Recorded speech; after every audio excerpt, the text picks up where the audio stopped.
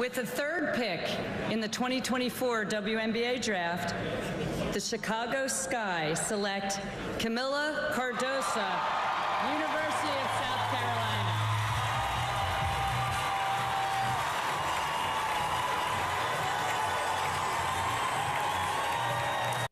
Well, welcome in on a Tuesday morning, April the 16th. Bill Gunner, Preston Thorne, Jen Jensen, Camila Cardoso, now making a few more dollars than she was just a week ago, Preston Thorne. We'll talk about that as you hear right there. Camila Cardoso drafted number 3 last night in the WNBA draft. I'll admit, after the third pick, I stopped watching. Yeah, I was going to say, is she... Are she and Angel Reese, since now they're teammates, is that going to be a little fun meeting in the minds? There's going to be some fun. It's interesting how it's been covered on the national media because they kept saying, and Angel Reese got picked 7th. I was like, oh, you mean she was the 2nd pick by the Chicago Fire? Yeah. Nobody's talking about the 3rd pick. Very interesting, but an auxiliary pick compared to the main pick. They traded up to get Angel Reese, which was like, yeah, we need somebody to complement our big here, so let's go get somebody to compliment Camila. So, yeah, it's very interesting. We'll talk about that this morning. Aaliyah Boston got a new sidekick last night. We'll get into a little bit of the WNBA draft, but Preston Thorne back in studio with us, so I'm interested to hear some Masters takes. I have questions. He has questions. I don't know if I have takes as much as I have some questions. Okay. I have some questions. I've thought about it for the weekend. I watched some of the coverage, seeing all of the universe around the Masters, and I have questions. All right, we'll get into that with him.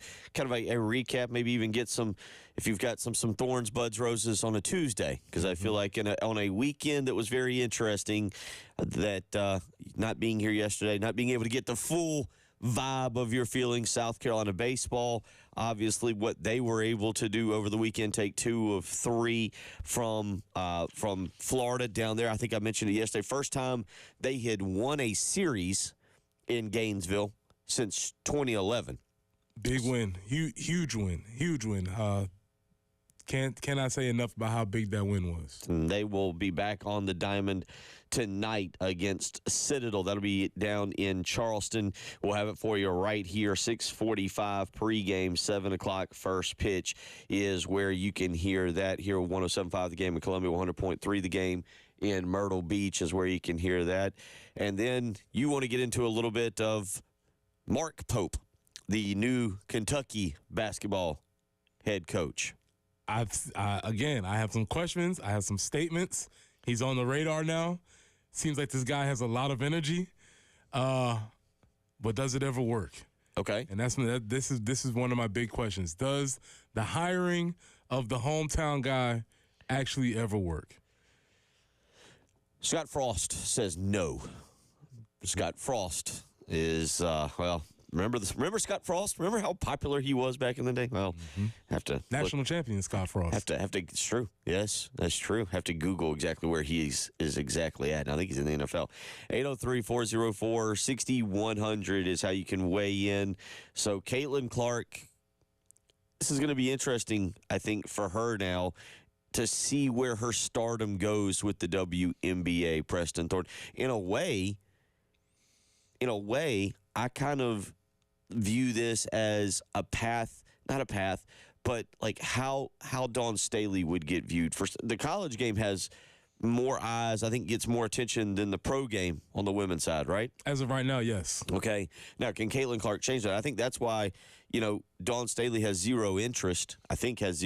Also financially, I think it makes more sense for her. I don't really know what the women's WNBA coaches are paid, but for her to stay in the college game. But can Caitlin Clark take that stardom after last night, now the number 1 pick and all the excitement? She's the front page of ESPN.com this morning telling me the the team-by-team draft grades. Can she take that stardom and enhance the WNBA? Well, the word enhance is interesting. So enhance the viewership, that might be a thing they're going to definitely try. I saw yesterday that the Indiana Fever last year had I believe, 2 nationally televised games. This year they have 29. So they're going to attempt to very much do this. I don't know if you saw the viewing party yesterday with the Indiana Fever. People were extremely excited. The players were jumping up and down because they know the spotlight is going to be on them. So I don't know if it's necessarily enhancing the the league per se. It's not as if Caitlin Clark is here to save the league or they're actually going to start playing basketball. Obviously, that's not true, but there will be some more eyes on it. And initially, in the next coming weeks, because it's about to happen here very shortly. Yeah, and the fact that she's going to be a teammate now with Aaliyah Boston. Yeah. So I think, again, that's just going to help and more eyes. And has Aaliyah Boston not been just an incredibly impressive person, like well-rounded as far as broadcasting is concerned and the that sort of talent she has? Yeah, she's pretty good at basketball too. Yeah. It's very interesting watching her broadcast because she had to try to straddle the line between I'm a professional broadcaster and also I really want South Carolina to win this game a lot. And so it was very interesting. That's why I said, it's interesting. Indiana Fever added a little sidekick for the big Aaliyah Boston. I think her name is Caitlin Clark, I believe. Yeah. They added a little piece to the puzzle. Yep, you mentioned it, at least right now. I am interested to see where this goes a little bit more in terms of spectator viewing. Like, does this enhance the WNBA? You mentioned it. The one thing about the WNBA is they get going here in a few weeks. The NBA gets going with the playoffs tonight. The Western Conference play-in games start tonight. So the NBA starts, I was going to say, it's long slog through the playoffs. It feels like it takes, you got almost a 3-month season and then a 2-month playoff for the NBA. But this is where the WNBA will get going here. May 3rd on a Friday is the preseason. It'll actually be Indiana at Dallas, and that's when things will get going for the WNBA. And then mid-May, it gets going with the full season. I think it's maybe late June, but Preston, again, last night, that was the news as we now, again, as I said, we transition out of the college game into golf. One more weekend of spring football games to go through. Get some of your take on spring football. Shane Beamer set to talk today. Again, reminder here, we'll have Carolina Calls with Shane Beamer on Thursday night. Everybody's good. Mark it down. Saw Shane yesterday. He was out at the Lexington County Gamecock Club golf tournament, and he was doing his handshakes and taking his photos. And then we chatted very briefly. Had to get back to the office because they go into, what is the final week of spring practice like? Like for you, is it like this final week of school as a kid where you're just you're present, but mentally you've checked out? Because also, I think they've got 3 weeks, maybe 2.5, 3 weeks of actual school left. Finals coming. Finals are very close to here. They have 2 weeks left of school. I believe finals start on the 28th or something along those lines. So, they have about 2 weeks. So, the end of spring practice is always, well, I can't say always, used to be, back when I played 20 years ago, a huge celebration. And it was always a very, very good time. So, you definitely have your eye on the end of that tunnel. You just keep your head down, get through your practices, but you're definitely getting towards there. But Caitlin Clark drafted number 1 for her basketball prowess. However, did you see her ultimate performance on Saturday night? On Saturday Night Live. Did you see it? No. She's very good. She's actually very good. Comedic timing, on point. She read her jokes, landed them, took a joke. Very solid performance by Caitlin on Saturday night. I was worried because obviously selling basketball, just being a good basketball player is not enough. You can't just be a good basketball player in order to be a superstar of a league. But she has a personality. She has a very, very, very, very sly, wry sense of humor. Landed her jokes. Very impressed. Well, this is what you pointed out over a year ago, and it wasn't just that the women's game had good basketball players. They had personalities. Mm-hmm. Like, they had smiles and personalities and women that knew how to talk and be interviewed and add some. Angel Reese felt and knew how to be a villain and kind of leaned into that just a tad. Like Caitlin Clark knew how to handle. That really, if you really are honest about it, knowing how to handle stardom. And that's what she has been. You see her in the Gatorade commercials and State Farm commercials and everything. Like, she's known how to handle almost carrying the women's game. Yeah, that's as what she did. That's what Dawn mentioned about the burden that she's carried for this past year. Like I said, she was very good on Saturday Night Live. I saw the clips, and very, very solid performance. I'm excited for her future as a spokeswoman for the game, because she seems to have the personality to be able to handle all of these different types of social situations. So really, really cool. Obviously, draft night. You get to see the personalities of the women. You get to see the outfits that they're wearing, what they choose to wear, what they don't choose to wear. It's really, really one of my favorite parts of the year. My one thing would be because I'm sure they dress up obviously off the court, but if you're going to select heels, maybe practice wearing them a little bit more. It's a different, that's a task. You know, these women Angel Reese had a little trouble. These women are used to wearing these sneaks, and then the heels go higher, and it's a little bit, it's a little bit coordination. The high wire act all of a sudden. You got to work on it. I was a little worried about Angel Reese. I mean, she had her outfit was really unique, very pretty, almost kind of made me think of Whitney Houston from The Bodyguard. Good call. Kind of had a little with the shawl. Yeah, That's I a good thought call. she looked really nice, but it was like I honestly worried that she was going to face plant because she just looked very unsteady in her heels. Like, just maybe as you practice a lot of basketball, maybe just put a little extra practice into walking, because that isn't easy. I can tell you, it's not. Bill, is it easy? Yeah, when you walk in heels. All I can think though is the Seinfeld episode where Kramer is, I think, trying to mentor, I believe it was Miss Rhode Island or something, and he's got her in the, did you ever see that episode? I did not. Where he's got her in the hotel room before Miss America, and he's doing the walk, and he's showing her how she's supposed to walk, doing the turn. Oh. And so just, because I'm thinking, a little bit of practice. That's what we need. We need not that particular, I forget his actual name, but Michael Richards, I think is what his name was. I think so. But yeah, we need Kramer, not Michael Richards, to maybe get with the girls before. But it had me thinking as you were talking about practicing. 803-404-6100. We'll get into that. Diana Taurasi did have something to say to Caitlin Clark. We'll let you hear that, and then we'll let Preston get into his thoughts on that. Plenty to do this morning. 803-404-6100. That's how you can weigh in if you want to choose to pop in the program this morning and weigh in on anything you hear. Preston Thorne back in studio. Bill Gunner, Jen Jensen. It's the early game.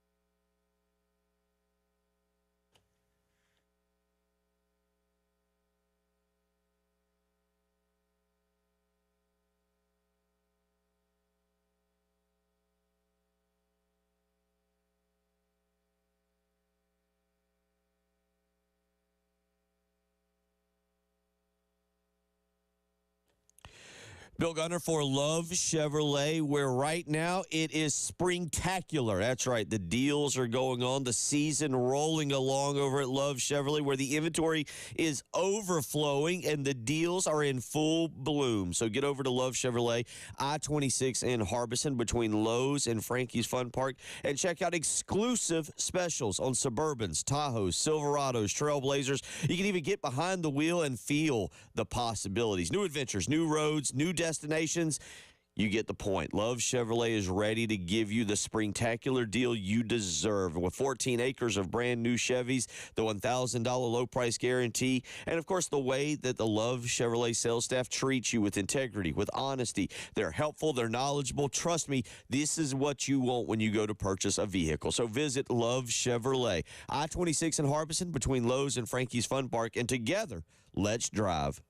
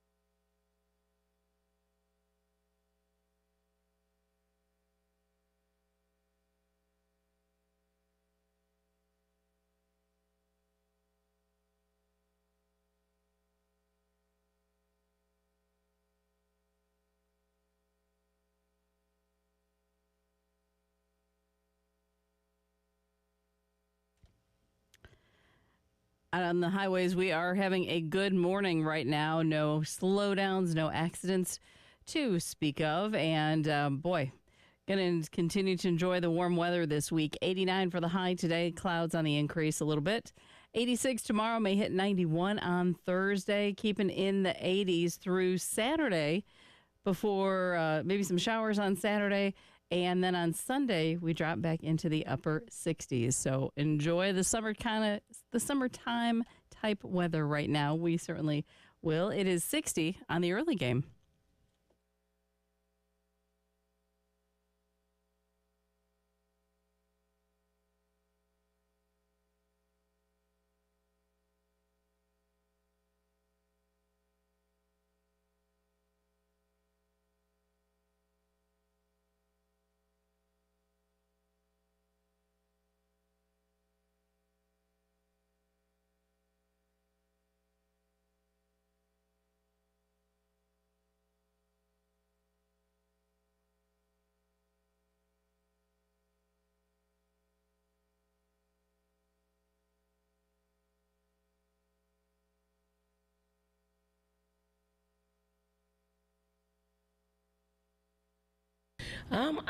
We got a pretty loose team. So you saw the beginning of practice, and they were pretty focused for about 30 minutes. And then they went into a mode. All right, let's cut that. That sounds like Tyler sent us maybe a Dawn Staley clip from a week ago. Not the Diana Taurasi clip where she issues a warning, Preston Thorne, to the WNBA draftees. Yeah, Diana was drafted in 2003. Yeah. Let's let that sink in. Yeah, 20 years ago. I always talk about back in my day when I used to play football. I used to play football back in 2003. I've long since not played football anymore. Diana's still playing basketball. And if somebody is playing basketball for this long, why would you expect this person to just be, welcome to the league, kids. It's going to be a great, fun time. No, Diana Taurasi is obviously going to be get off my lawn woman, right? Let's hear Diana Taurasi real quick yelling to get off her lawn. Look, SVP, reality is coming. Okay. There's levels to this thing, and that's just life. We all went through it. Of course. And you see it on the NBA side, and you're going to see it on this side, where, you look superhuman playing against 18-year-olds, but you're going to come with some grown women that have been playing professional basketball for a long time. Not saying that's not going to translate, because when you're great at what you do, you're just going to get better. But there is going to be a transition period where you're going to have to give yourself some grace as a rookie. And, it might take a little bit longer for some people. Diana Taurasi will be 42 in June, by the way. Correct. Is she saying that it's interesting? She bitter? No, Jealous? She's great. She's still averaging 17 points a game. She's just letting everybody know, hey, man, this is a women's league you're about to come into. I mean, all of that stuff was cool in college. The same thing we talk about, my guy from Oregon, what was his name? I forget. Jermaine Cousinard? Yeah, same thing with Jermaine. Hey, Jermaine, guess what? You're 26 playing against 18-year-olds. Same thing in for the women that are playing against these younger women in college. Caitlin Clark was a fifth-year senior. All right, a fourth-year senior. She was a senior, obviously highly advanced, playing against all these women who will not be playing professional basketball. Now she's going into a league with professional women. Can she be great? Probably. Will she be great? It's left to be seen. We'll see. And Diana Taurasi is just saying, hey, I'm sorry, I gave her 1 year. 2004. She's been doing this for 20 years. She's seen a lot of people come into the league. Has she seen somebody with the magnitude and the stardom of Caitlin Clark? No. But she's seen a lot of people come and go. And she's just saying, hey, I'll see. Let's go back 20 years. Because did you ever had the 03-ish, 04-ish, where you'd been in the system for a few years and in comes this young pup, this highly thought of, I mean, y'all had a couple, and you're like, all right, now you're here with the big boys. This isn't, and I'm not referring to a Sean Smith who came from junior college who'd been playing with older players, but like a high school, without naming a name. Of course you see him coming in and they're wide-eyed, bushy-tailed, and it's like, all right, man, we'll see how this goes. And then you see them. This is what a lot of those players are experiencing now in this first spring practice. You talk about some of those Desmond Umeozulu coming off the edge and how they said how he was trying to keep up in some parts. Yeah, this is a different level. Welcome to the big leagues. And now when you talk about the pros, that's a whole nother league. And so I think Donald's just saying, hey, this is awesome. She's great for the game. But let's see what happens when she gets on the court. The other part of this, let's transition back to Camila Cardoso, because I wanted to ask, now she's with Angel Reese with the Chicago Sky, and I have no idea if there was any true bad blood between the two of them or whatnot, and even though Kim Mulkey wanted Cardoso to push Angel Reese instead of the other young lady, who did she shove? I've already forgotten now. It was Flage. Was it Flage? Yeah. Okay. So, but when you came to college, there was a bunch of Charleston guys that came up and a few more that followed in 01 and 02. Was there anybody you're like, man, I don't know about that guy? But then you got up here and y'all became pretty tight because they're all your guys now. You refer to all of them, but was there ever a guy like you and Jonathan Austin? Like, was there a in high school, and then you got up here and you're like, that guy's actually pretty cool. I think I kind of like him. Oh, yeah. Jonathan Austin. He went to the other school on the other side of, literally across 26, Stratford.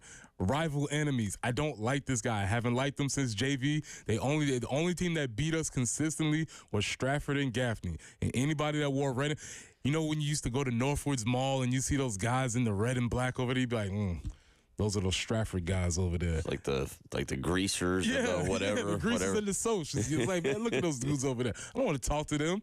Yeah, that's obviously how it happens. And especially, I think it's a little bit different now because these athletes have so much exposure to each other and they might play with each other in different levels, AAU tournaments, national basketball, et cetera, et cetera.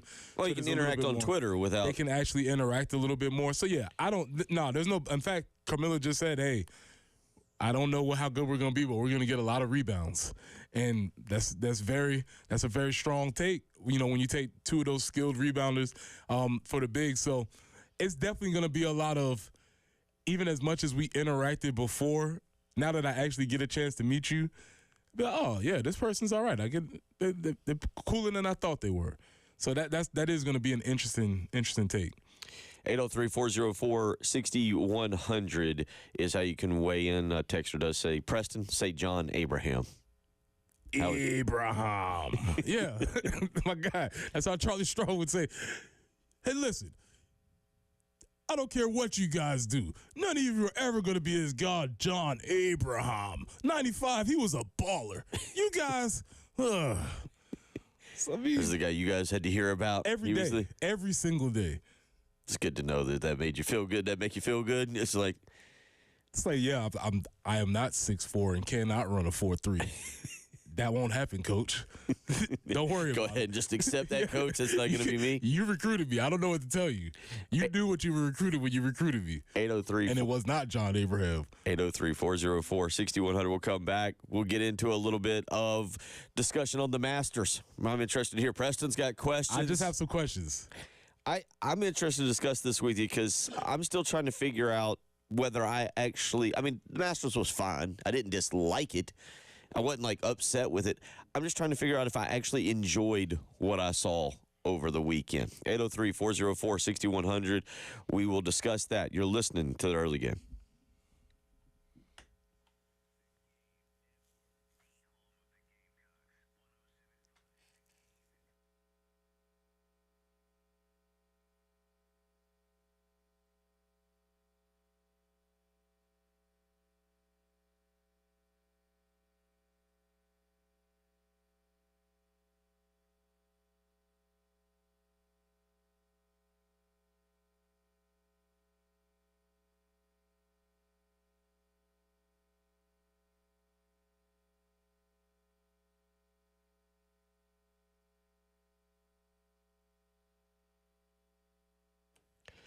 Speaking of the Masters, it was a phenomenal weekend for grilling out, and that meant a trip to Old Timey Meat Market where we grilled out actually some hot dogs. If you just think about regular hot dogs, well, guess what? Old Timey Meat Market has some phenomenal hot dogs you can throw on the grill tonight for a little dinner or this weekend while you're hanging around. If you want a great steak, Old Timey Meat Market's got you taken care of. Try bacon-wrapped filet. Whatever you might be in the mood for, your local Old Timey Meat Market store is going to make sure that you have have the absolute best cut of meat and the absolute best price. So go visit one of their 3 locations, South Congaree, St. Andrews Road in Irmo, or, of course, the Lexington store I'm always at. Maybe you want to pick up a little bit of chicken salad as well. Put it on a Tostitos chip, little hot sauce. Beautiful, beautiful afternoon snack. Trust me, Old Timey Meat Market is ready to help you. It's grilling season, and you need to be ready. The first stop, Old Timey Meat Market. St. Andrews Road in Irmo, South Congaree, or Lexington. Visit them. Tell them Bill Gunner sent you.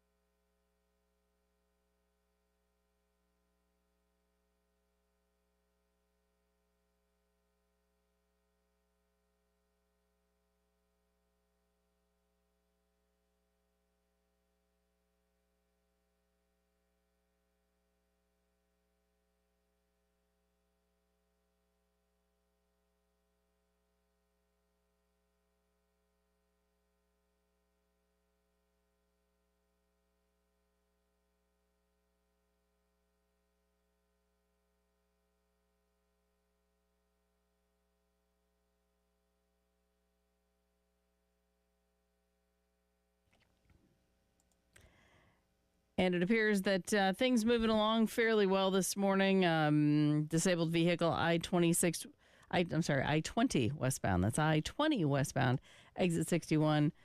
Disabled vehicle might be slowing things down a bit. But aside from that, things are looking pretty good, as is the forecast.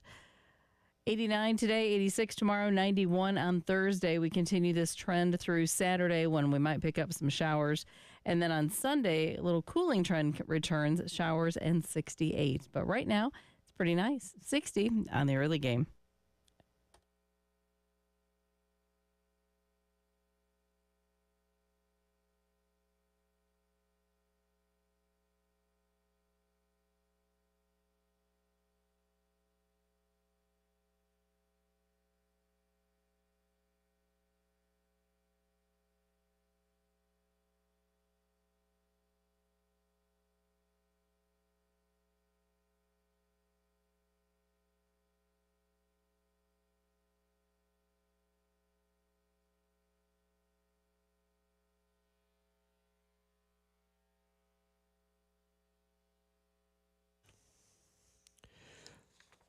Reminder, baseball tonight. South Carolina down in Charleston take on the Citadel. 6:45 pregame right here at 107.5 The Game, 100.3 The Game in Myrtle Beach. And then first pitch will be 7 o'clock.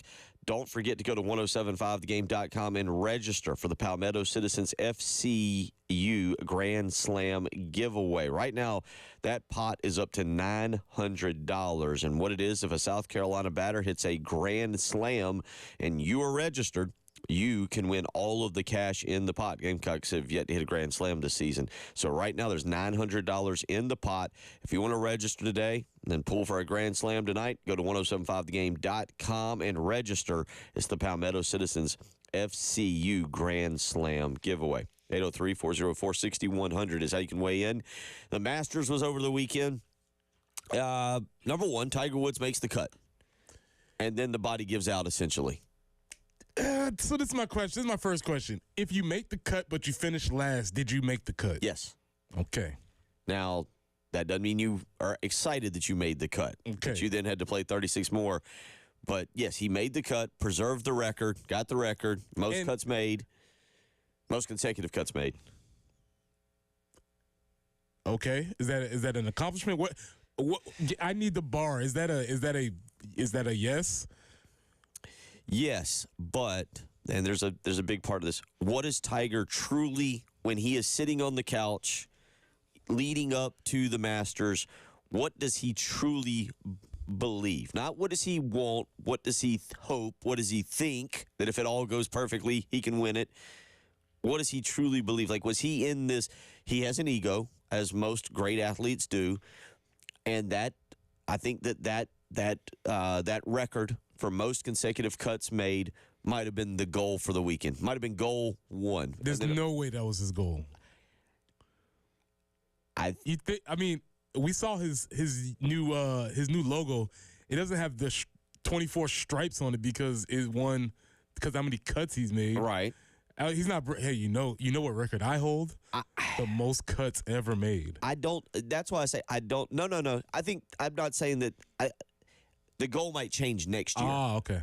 The goal might change next year. He might say, "Okay, I'm in a better shape. I can now maybe he has mobility in his ankle, his leg, and he can move. Maybe he doesn't. I don't know." Is that how time works? Your body gets better as you get older? I don't think that's how it goes. Well, I don't know for the mobility. These are some of the questions that I can't really answer in terms of. I can answer. Well, no, because I don't know what exactly the injury. Like, there's a rod in there. I don't know if, like, through time he gets any kind of mobility or that thing's just done. He has a fused ankle and a fused back. That's it. It doesn't get. He's not getting younger or better. But maybe he'll make 25 cuts next year. I mean, I think that's the competitor in him, but then I think the body gave out. And this goes to what you're saying. When the body gives out, you know the body's giving out. You're like, oh, okay, we're not doing this anymore. Like, I got it, because I went. It's kind of like playing basketball with the AAU kids that I have right now. Like, mentally, I can still hit them with the Iverson crossover. Of course. Mentally, I can get to the rim, and this is against 11 and 12-year-olds. Mentally, I can still get to the rim and finish. Physically, it doesn't look very attractive. Yeah, Tiger still sees himself like he's playing Tiger Woods golf on PlayStation. Yeah. He's like, I see the pitch. Ooh, look at that. I pull out this club. The sights are set. I can't do it. But I think if you ask me to guess, I think his goal sitting on the couch prior to the tournament was like, just make the cut. Preserve that record. Don't embarrass myself with back. I don't know whether people would say Dustin Johnson embarrassed himself in that manner. Dustin Johnson's legacy is a pretty much complete. He's well paid, well compensated for his legacy. But do you want to go out there and shoot 78, 79, like finish close to the last? No, Tiger went out for 2 days. I feel like he was kind of the show. All right, you made it. You survived. All right, now just step off to the side, which he did with an 82. He just politely excused himself from the tournament, got out, played his early round on Sunday morning. You know, the old-timers round. Get out, play your round, be back in the clubhouse for lunch, take your private jet back home, be on the couch by 3 o'clock. It's a different kind of old-timers round, mind you, but. So, Tiger, so that's one of my first things. That was my first question. Second question, Scotty Scheffler. They're trying to tell me that he's great. I'm not a golf guy. But my bigger question is he too boring? He doesn't have. So we were just talking about Caitlin Clark and Angel Reese and Cardoso and personalities. Yeah, Scotty Scheffler feels like Peyton Manning back before. Remember, Peyton Manning was considered cardboard. He was vanilla. And then he went on and did the Saturday Night Live, I think the first one, where he was dancing and throwing footballs at kids. And we all went, oh, wait, you have a personality that you're willing to publicly show? Yeah, Scotty Scheffler is both easy and hard to pull for. Right, because from everything I've read and everything I heard, he's a very likable guy. Right. Faith-based man, strongly rooted in his values. All of that stuff is wonderful. That's not going to make me tune in, though. Very similar to like a Tim Duncan type of dude. Yeah, no, he hits it straight, he hits it far, he makes the right shot, he makes all the good shots. Is that compelling enough to draw people, casuals? Again, we're talking about casuals. Hardcore people, of course, you're going to be on this. No, yeah, the casuals. Casuals, you know what they're trying to do? I'm dead serious about this. The way he swings and his feet, they move more than they should, and they're trying to make a deal about that. Be like, look at how he swings in his feet. He's moving his feet all over the place, and it's not illegal. It's just like, oh my goodness, look at how he's doing that. And everybody's like, yeah, that's okay, cool. He's still, all right. So is he on a path towards being the person, dominance in the sport? I think he is. I also think that part of that is because he's no longer really competing with John Rahm. He'll see Rahm right now. He'll see Rahm 3 more times this year. And John Rahm didn't have a good weekend, but John Rahm's still one of the best in the game. Brooks Koepka didn't have a good week, but he's still one of the best in the game. And Scotty Scheffler right now, the level of competition, he's still got Spieth or Morikawa, or he's still got good golfers that he's competing against. But yeah, he's ahead of those guys, and it'll be interesting to see what happens at the PGA Championship with him. All right, so my third question. Talking about boring. I see my guy, I think he's going to be my guy, Jason Day wearing the parachute pants, and then he's wearing the vest. And everybody's asking him, and Augusta asked him to not wear the vest anymore because it was apparently too much. And my question is, when did golf get so boring? Because I came up watching golf, and I remember Chichi Rodriguez and the Shark and Payne Stewart wearing the high socks and all of these cool things. And then this guy wears something a little bit different than the boring stretch polo that everybody wears, the polyester polo. And everybody's like, ooh, look at this guy in parachute pants. What happened to golf having some entertainment value? Isn't it just the Masters, kind of like Wimbledon? It's the Masters. Yeah. Is that just it? Is it just the Masters? Mm-hmm. It's a tradition like no other. But Tiger Boring. can wear Sunday Reds, whatever that is. Tiger, I got news for you, buddy. That's dead. That's DOA. I'll give you an example, and I didn't think about this until you just brought it up. Good catch. The Masters. I'll give you an example. And maybe somebody did. Maybe somebody saw one, and you can weigh in and tell me who was wearing it. Ooh, I think it was 2 or 3 years ago, Tyrell Hatton started what is now the trend of wearing the hoodie, like if it was a little windy or a little chilly, instead of, wearing a sweater, he wore the hoodie. Kind of like, not necessarily like what you're wearing, but more of a sweater hoodie. And actually, in the few tournaments in March that I played in, I was trying to think, I might have wore one out at Charwood a couple weeks ago. But everybody's like, what are you doing? You can't wear a sweater hoodie on the course. And it was a huge deal. Well, then I was watching a couple tournaments this spring, and Scheffler's wearing one. Nike has started making these things where they're not overly thick, but you have a hoodie. Well, Thursday, Friday would have been the day to wear these little hoodies, just because it was windier. It wasn't cold, but it was windier. I'm wondering if the Masters banned those. That's a good question, because I don't remember seeing a single player wear the kind of little sweater hoodie that you will see them wear occasionally now. Yeah, the Masters might have had more to do with.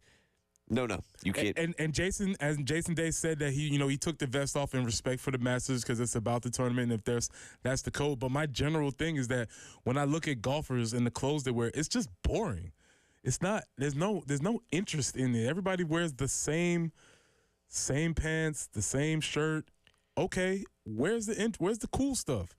I just remember growing up and people, Shark had the hat and it's all cool stuff. These dudes, carbon copy. Everybody looks exactly the same. Yeah. That's lame. But we go through this, don't we? We go through this in sports where we lose. You just have a group of people who have personality that come into a sport and kind of take it over. Yeah, you know what? It's when all the dorks take over and you're trying to optimize your swing and you're trying to be professionals.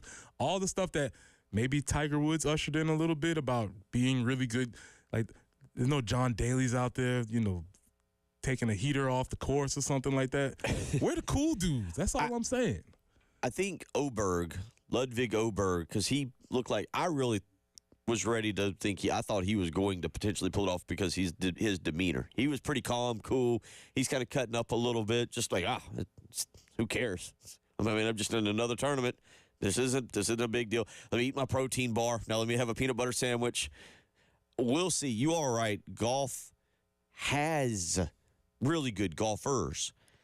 You've got me kind of going through real quick trying to think of personalities. We'll talk a little bit more about that as we roll along this morning. 803-404-6100.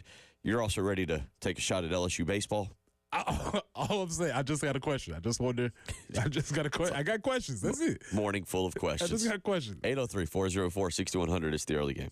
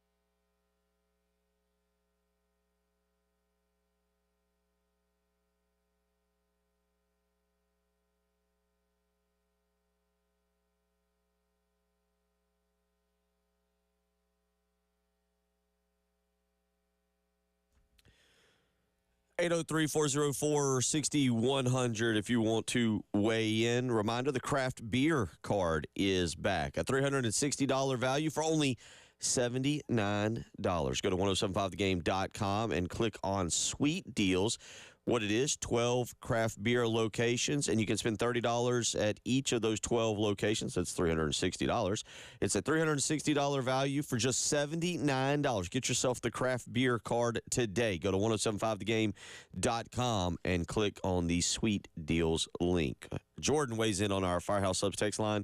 Says Jason Day's shirt said Malbon Golf Championship on it, so the Masters didn't like how it mentioned another golf tournament, even though Malbon Golf Championship is not a real thing. Yeah. So it's a part of his branding. As I was looking up, that's the company that he's now endorsing. He used to be on Nike, and now he's with Malbon Golf, which is a newer brand, and they seem to have more of a streetwear type aesthetic, some cool looking clothes. But yes, it's not indeed a real championship. 803-404-6100. Let's get out to the Love Chevy phone lines. Scott wants to weigh in on golf this morning. Scott, how you doing? What's on your mind? I'm doing good, Bill. How are you? Doing good. All right, three things. One, I don't think Tiger really needs to hang up his putter just yet, although I don't think he'll ever make it back from those injuries. I think he ought to just switch over and do what Jack did and go to the senior tour. Two, the Masters is an invitational series or tournament. It's not really affiliated with PGA or whatever, so they can make their own rules. And three, Preston, the golf etiquette and the clothes and all that, that's why we got the LIV now. Got you. It makes sense. I hear you. I hear you. And that makes a lot of sense. All of those three things. I do agree with Tiger. Probably needs to move himself from the serious competitors. The only caveat I would have with LIV is that those dudes wear the same boring clothes too. Even just because you wear shorts doesn't make it cool. It's still boring. I like clothes. So I want some cool clothes. Everybody wears these performance fabrics, and they're just kind of. I mean, all right, cool. I can wear shorts. You still look boring. So you want like the knickers? Yeah. You want Payne Stewart? You want several socks, people? Give me some knickers. Give me some. Give me some cool things. Need some Greg Norman hats, is what you're saying? That's all I'm saying. Maybe, okay. I like clothes. So listen, you guys are making a lot of money. I don't need you to be wearing the same lame performance polyurethane polyester polo I can wear. Wear something cool, man. So you want? It's when the dorks took over and everything's about performance, and this shirt has a lot of breathability. I don't care about breathability. How cool do you look? There we go. You're going for the John Daly loudmouth. I was going to say, there's got to be John Daly. John Daly loudmouth, red and white men's golf, checkered diamond stretch pants. John Daly doesn't have to be your style. That could be a lot for somebody. I'm not saying that's what you have to do. John Daly in general is a lot. We got some USA flag pants here that you can go. Size 38, 32, 35.99 there on the web on John Daly's loudmouth golf. John Daly hasn't seen a 38 in years. Length, maybe. No. Not even that. Yeah, no. Listen, John Daly may be too far, but if that's what you want to do, cool. I just want some, do we all have to wear the same thing? The Nike polo. It's like, come on, man. Actually, yeah. Well, I mean, that's part of the sponsorship endorsement. What? Yeah, like, I'm not disagreeing with you. I'm just telling you that they got to go out and get their own brand. That's what Jason Day did. He got Malbon. And then they was like, no, you can't wear that either. Ernest goes with Rodney Dangerfield in Caddyshack. Let's do it. Get a little bit of that. Let's go. 803-404-6100. Now you got me. We'll be paying more attention to the apparel that is worn at these golf tournaments I go to now. Well, it just struck me because everybody made such a big deal about Jason Day's pants on the first day. And I mean, they were different. But they weren't egregious. They weren't anything that wild. And everybody's like, oh, look he got the hammer pants on or something. Like, no, he just has on some interesting pants aside from the sport performance, whatever atrocities we wear now. Maybe they're comfy. Listen, man. It's okay to play golf and be comfortable, too. And it's even more okay to play golf and look cool. 803-404. You make a lot of money. Look cool. 803-404-6100. We're running low on time this one, but LSU baseball has you intrigued? All I'm saying is, do you want to trade? Do you trade this a national championship because it's been LSU, it's been Mississippi State for the past 2 years? They won the national championship and they fall off a cliff after that. And all I'm asking Gamecock Nation is, are we good with this? Was this a trade we are willing to make? They're 3-12 in the SEC right now. Yeah. I mentioned that yesterday. LSU's all of a sudden struggles in baseball. Michael Braswell down there. I haven't looked to see how statistically he's doing this year, but you are right. LSU has kind of come unglued with how they're playing right now, and I don't know. Tonight they're at home against New Orleans, and they've got to get things. They got to get that ship righted quickly. And when your team is terrible, can you just be like, "What, we won it last year"? Yeah. You get a one year deal. You get a 1 year deal when your team is terrible like that. You can say, yes, we won it last year. It's okay. 803-404-6100. Another texter weighs in, Ricky Fowler, colorful golfer. Check my guy out. Let me check him out. J.C. Sherbert due up in the next hour. We'll talk some spring football. It's the early game.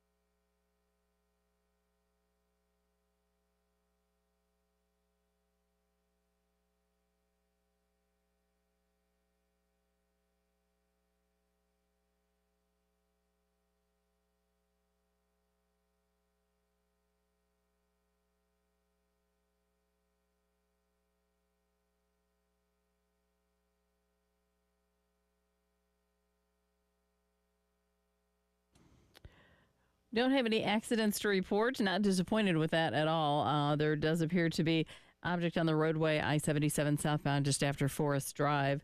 So be cautious approaching that area. And aside from that, weather is looking really, really good, kind of getting a little summerish. 89 today, 86 tomorrow, up to 91 for Thursday. We keep those 80s going through Saturday when we might pick up some thunderstorms. Then Sunday, we have a little bit of a cooling trend, a few more showers Sunday and Monday, and highs around 68. But right now, it's kind of nice. 60 on the early game.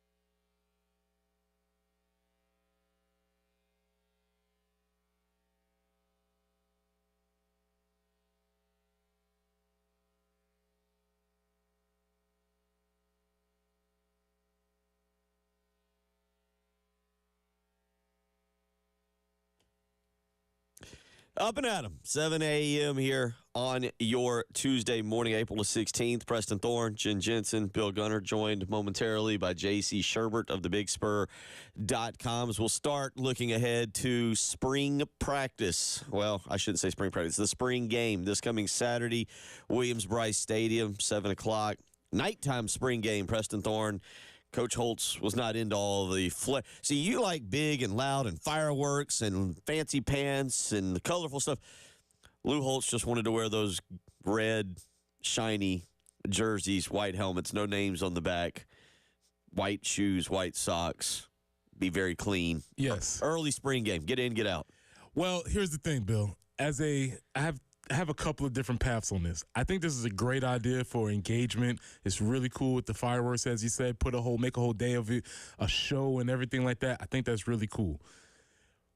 As an aging person, I kind of like afternoon days where I can just get in, be home by the time the sun goes down, and be in my bed early. I do appreciate that.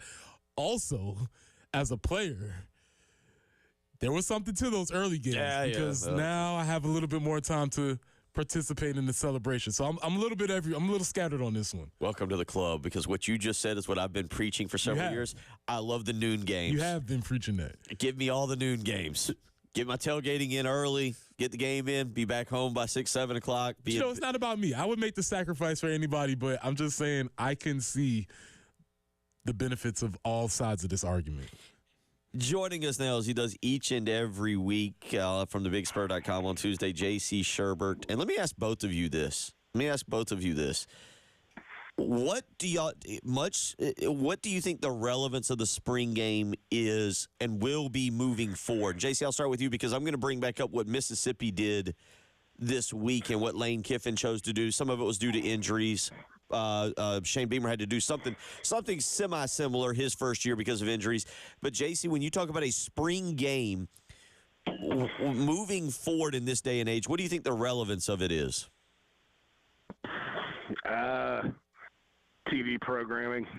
That's what I'm wondering. I'm starting to wonder. Yeah, go ahead. Well, they replay these things all summer on SEC Network. I mean, it's football, I guess. Ole Miss wasn't really much football, but if I were an Ole Miss football fan, I'd be probably a little disappointed that it was that way and that over the top. But the players seem to enjoy it, and Lane Kiffin sort of that's kind of his pitch is. Ole Miss is a little different. He's a little different. They do things a little differently out there. That works when you're trying to do battle in the SEC and you're not at a quote-unquote blue blood. I think South Carolina's a little different, so that would be a positive. But, I don't know how relevant they are. And see, it's, it'd be great if they could go scrimmage somebody else. And it's always a great idea until you start digging into it. And my thought's always been like, look, like if you're at Auburn, let's say you're playing Samford for the spring scrimmage or whatever, and, you're up like 21-7 or whatever, and you call up the dogs and put in your walk-ons, but Sanford's still trying, and they beat you, you could get fired for losing a spring scrimmage. I mean, yeah, places like that, oh, you're fired, and so I think for that reason, sometimes coaches are like, I don't know about this, maybe they do something where they don't keep score. I have no idea, but it's a tough thing to kind of figure out with regards to how to exactly make it better, with injuries and all that good stuff. So it's as time has moved on, I think that unless you have a first-year coach and there's some curiosity as to what the team's going to look like, it's getting to be a tougher and tougher sell. That's actually where I'm going with this, because it's not written in stone you have to have a spring game. And I feel like there's certain coaches, I'm trying to think of who we've kind of talked about in the past, that just wants to Will Muschamp, for example. Will Muschamp as a head coach was just probably like, I don't want to play with this stupid game. Let's just practice. Let's have fundamentals and pads and hitting and Oklahoma drills. Preston, I mean, do players get excited? I guess there are certain players who are out there trying to prove a point. You've talked about it early on in your career. You were the young pup that was out there trying to. Later in your career, you were having to look at the freshmen going, settle down. It's a spring game. Yeah, yeah, that's true. But the crux of that is you're not really earning it. The spring game is literally the cherry on top, right?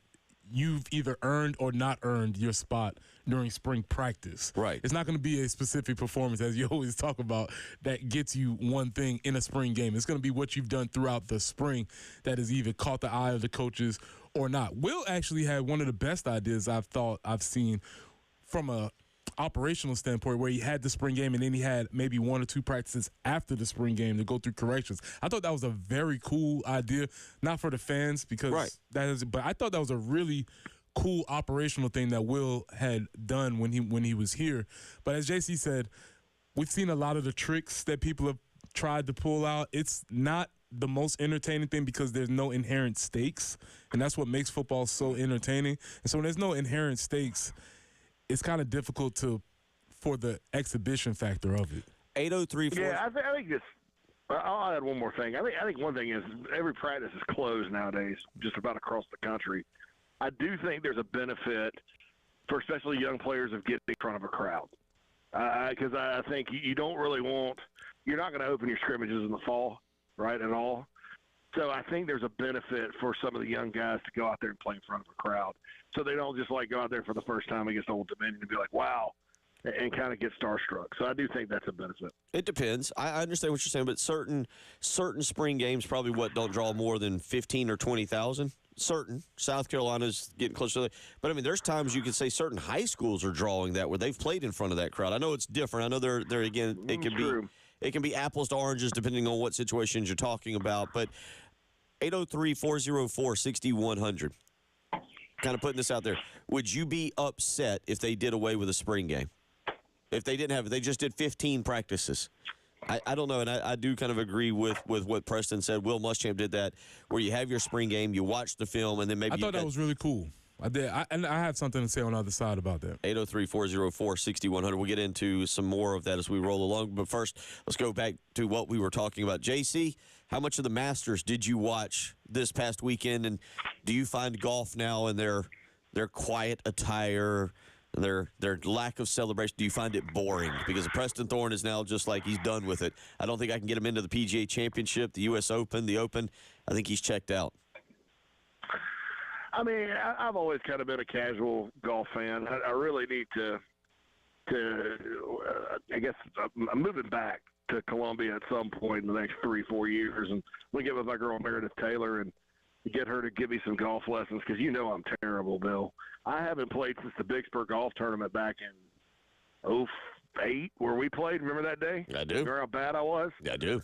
So I think if I got better at playing and played more often, it would catch my attention. But I watched Sunday, and I mean, it was just hard for me not to take a nap. I mean, it was Sunday, and I'd had a big Saturday, and I'd been running around all day Sunday, doing this, that, and the other. So I was a little sleepy by the time we got home. But it's just it puts me to sleep, and it's not that it's boring.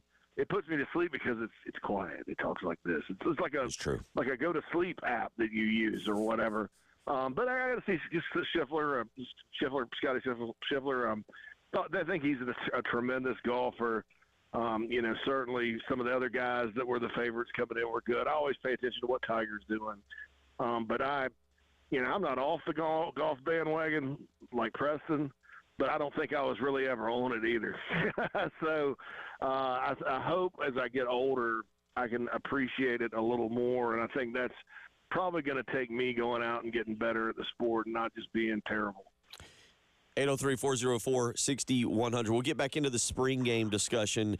Weigh in if you would be upset if they did away, if South Carolina or Clemson or whomever, your school, did not have a spring game. I'm kind of interested to hear if people really feel like this is something, because Ron weighs in this morning. Ron says, get it out of here. It's pointless. Just have an extra closed practice. And maybe some coaches would feel the same way. We'll get into more of that as we roll along this morning. 803-404-6100. Preston Thorne, Bill Gunner, joined as we always are on Tuesday by J.C. Sherbert. It's the early game.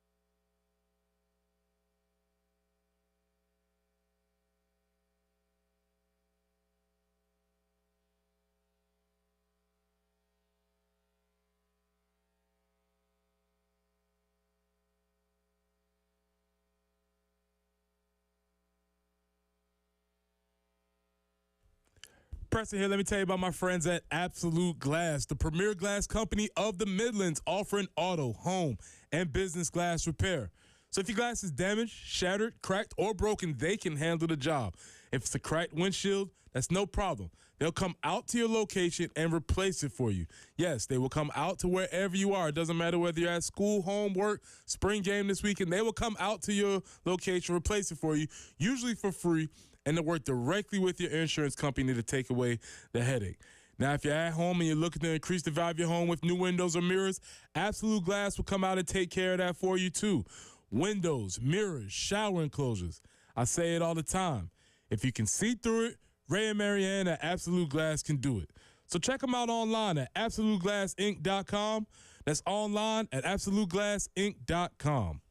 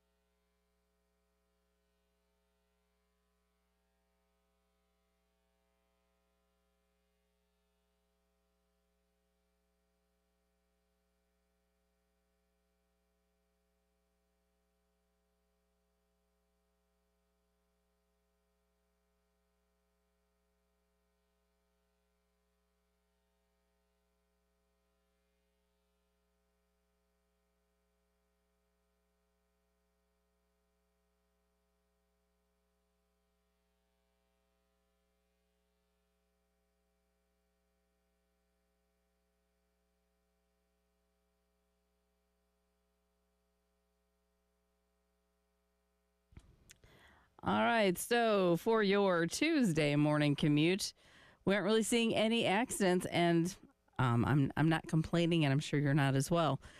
Forecast-wise, 89 for the high today, 86 tomorrow, 91 on Thursday. The 80s continue through Saturday when we pick up maybe some afternoon or evening thunderstorms. And then Sunday, looking for a few showers, 68 for the high. So a little bit of a reprieve over the weekend, but really, it's going to be a nice week on tap, as we've been talking about. And it's not too bad right now. It is 60 on the early game.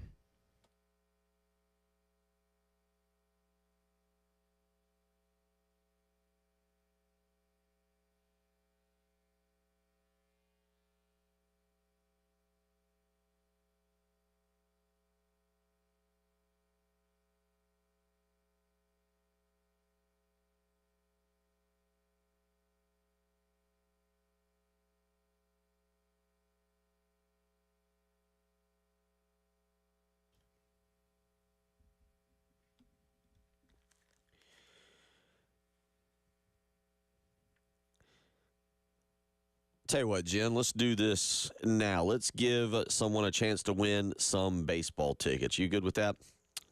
I would love that. You would love that. Jen loves giving stuff away. So right now, we're going to give you 2 pairs. We'll take callers 3 and 4.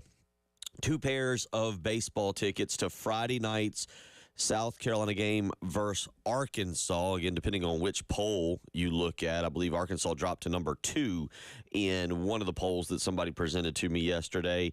Right now, 803-404-6100. We will give away 2 pairs, callers 3 and 4, of tickets to the 7 p.m. first pitch Friday night at Founders Park. South Carolina and Arkansas. Texas A&M did indeed move up to number 1. Yes, I'm looking again at the D1 baseball poll, which is the one I always use. Arkansas dropped to number 2. Kentucky rose to number 3 in that poll. Matter of fact, listen to this, JC and Preston. Number 1, Texas A&M. South Carolina's played them. Number 2, Arkansas, coming to town this weekend. Number 3, Kentucky, see them next weekend.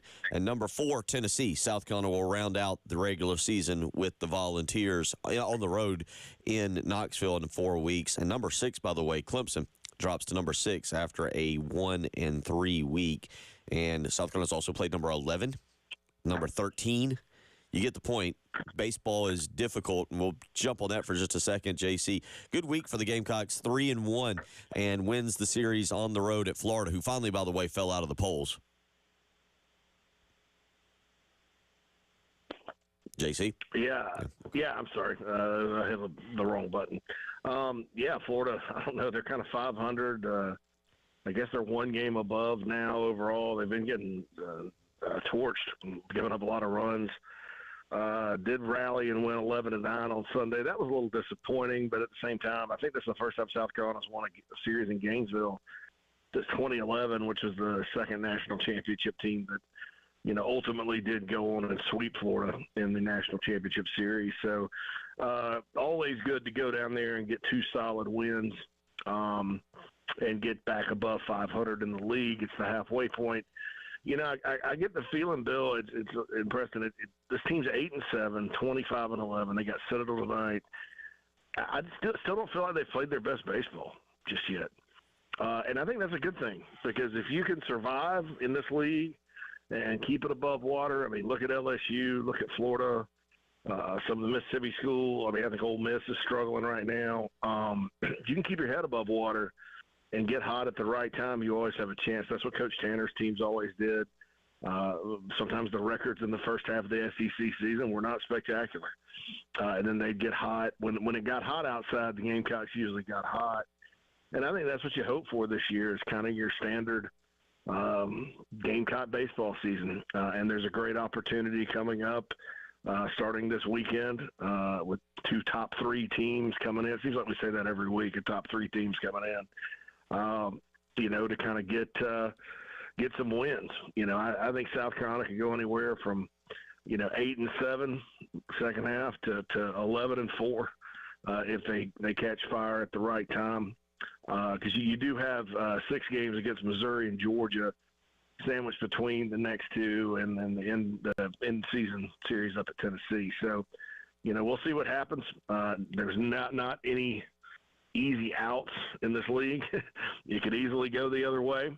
But I think the Gamecocks still have yet to play their best baseball. But last week was certainly encouraging after, stealing the last one against A&M, winning that game against North Carolina, which was like a test of wills and nerves, and then getting off to a hot start at Florida and winning the first two of that series. So I think, hopefully they go down, and Citadel's kind of beat up, so I think the Gamecocks should go down and win tonight. And then you got a big one this weekend at Founders Park. Hopefully there's big crowds, and, we'll see what happens. This team went out to Arkansas last year, lost 2 of 3, but did salvage a win. So, the Hogs are really good, but they're not unbeatable, and they got to come to Founders. So we'll see what happens.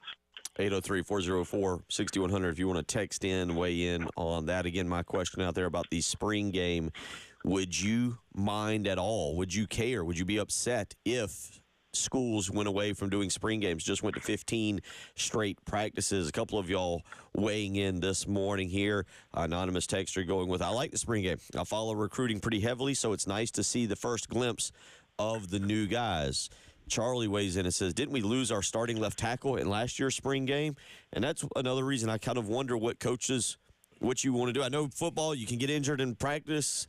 You can get injured walking out to practice. I mean, yeah, you just don't want to do anything stupid. There's always a risk factor for playing. I think that injury was of the sort where it's just football is going to be football. As long as you're not doing anything as far as, a dumb drill or something that's inherently putting your players in danger, there's just a risk that you have to take when playing football. So it's part of the game. You said you were going to have another take on the spring game. Yeah, JC brought up the point that with all practices being closed, I do think there is some importance of seeing your team in the spring and not having this vacuum of information that we all know what happens when we don't see them with our eyes. We get on boards and make things up. Right. And so I like the idea of being able to see with my eyes, not hear, because Shane, much props, respect, but when you talk today, everything's going to be good. We know that. And so I need to be able to see with my own to understand whether they're good or whether they're good. There's a difference. And we can use the same word, but I need to know and see with my own. So I do think there is an importance. And also there's a communal aspect to just getting back in the stadium in the spring. It's low cost, low stakes. I do like the idea. Now, is anything happening? No. But I like the communal aspect of it. And to that point, text message comes in on the Firehouse Subs text line. Says, this from Anonymous texter, says, I'd be mad at no spring game. It's for the fans and recruiting. Players enjoy it because the fans make it fun. Is it? I mean, did you notice? What was your interaction? What did you notice with fans in the spring games y'all had for Lou Holtz? It's just light. It's a lot. It's very jovial. People are just happy to be there. There's not the tension that's normally there on a Saturday in the fall in Williams-Brice. Also, with that lack of tension, there's not really much excitement either. So, you have to bring both. It's just a light atmosphere. It's a day where you can go and exhibit the things that you've been working on in the spring. But I do think there probably needs to be some tweaks to formatting of how you can do the spring game, make it more of an exhibition style.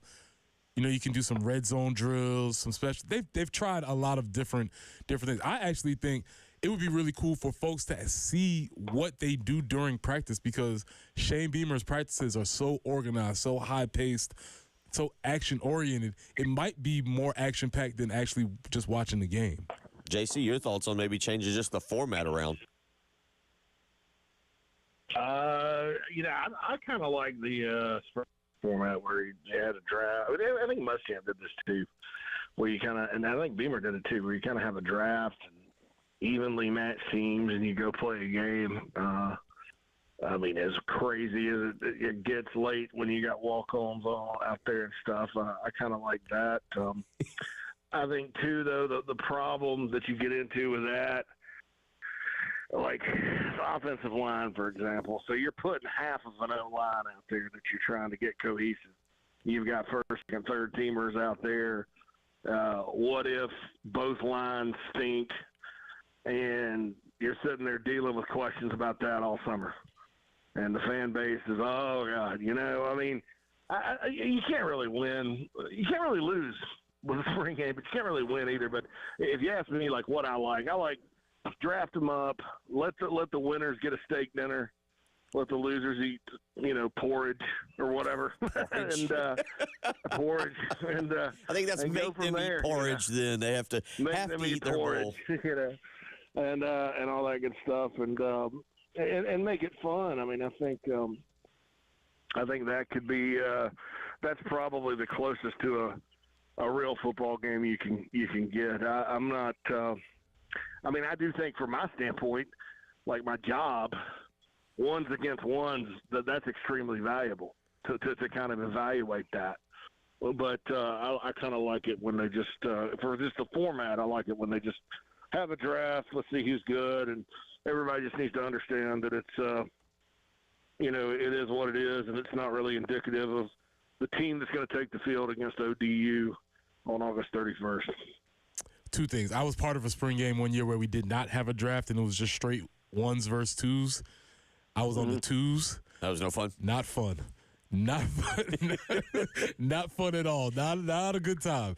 Not a good time. And the second thing, the second idea of saying that when you have the spring game, the winners eat this, the losers eat that. I don't think we can do that anymore. Like everything, all the cool stuff, we take it away. But that was definitely Lou Holt's philosophy.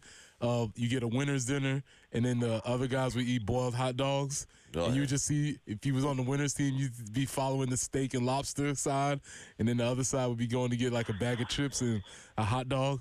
So yes, those are stakes, and that is something that is. Did it matter? Like, it matters. As you're playing, Yeah, like you're in when you take the huddle, you were like, "Hey guys." You think if Jonathan and I were on different teams and I want a steak, you think I'm going to share that steak with him? No, I'm gonna be like, "Oh man, what y'all eating over there? Hot dogs again? Okay, cool." 803-404-6100 if you want to weigh in on this. Would you be upset if they did away with the spring game? Rodney says the spring game is like eating imitation crab. Ooh, solid. You get the show. You get the show. Our buddy Clemson Sean says it's a chance to tailgate. End of conversation. True. But I guess that's the thing is, like, do you work to make this more of a fan friendly is it about the players or is it about the fans? Is it about getting players getting film on players and seeing them this, or is it about the fans coming out and being a part of the program? I think it's about the fans coming out and being. We've had 14 practices for the players to show what they're going to do. This one, I think, is for the fans. And that's David just called in a few minutes ago and said the same thing. He said it's definitely for the fans. He said, and honestly, he would love to see more than 20, 30,000 people show up because it is the fans' opportunity to support the team and show them, hey, we're here for you guys. I think I agree with that. We've already had 14 practices. We've seen everything that we're going to see. Yep. Let's do something cool and exciting for the fans, whatever that is.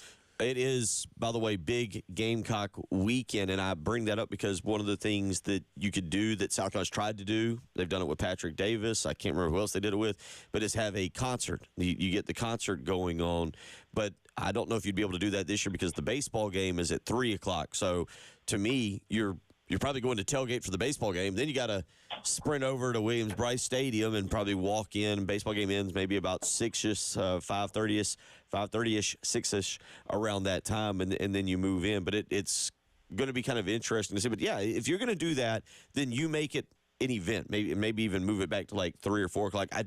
I will ask you this. More important, if you do the hierarchy, all right? Now, you've already put the fans above the players. I'll ask you, too, when we come back, where you put the recruits, because there's some recruiting information we'll get into with J.C. Sherbert as well. You're listening to Bill Gunner, Preston Thorne. He's J.C. Sherbert. It's the early game.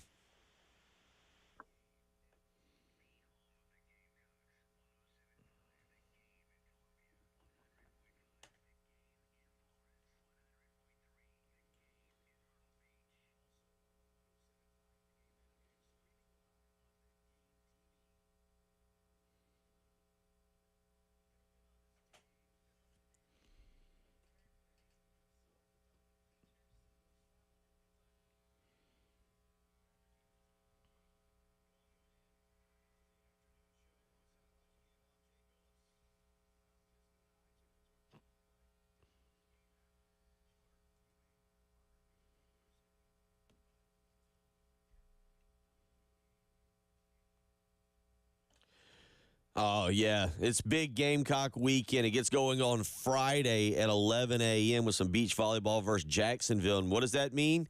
It means you've got a lot of Gamecock events that you can go and attend. You don't want to be doing spring cleaning all weekend, mopping the floors, vacuuming the carpets, wiping down the upholstery.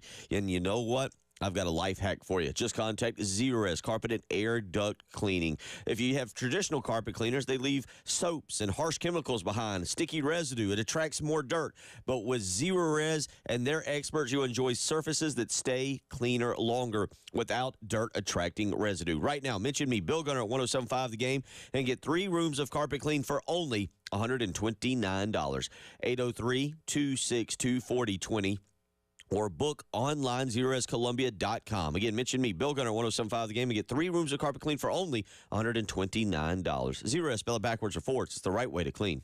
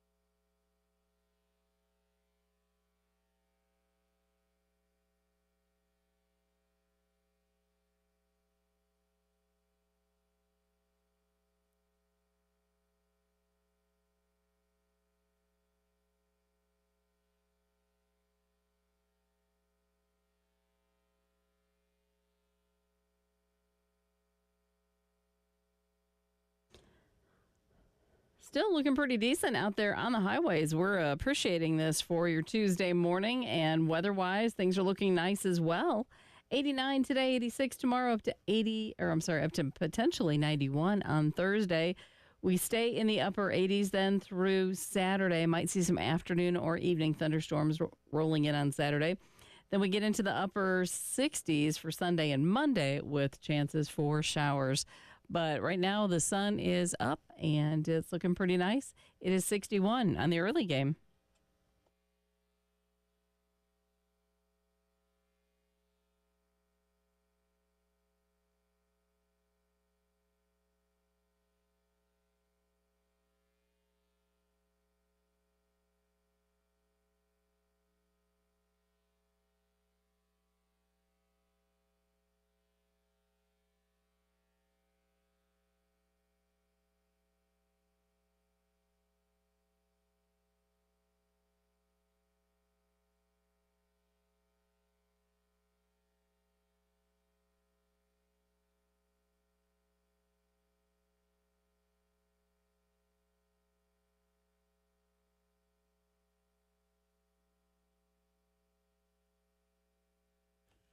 7:36 here on your Tuesday morning. Again, a reminder, the craft beer card is back. You can go to 1075thegame.com, click on Sweet Deals. It's a $360 value for just $79. 12 craft beer locations.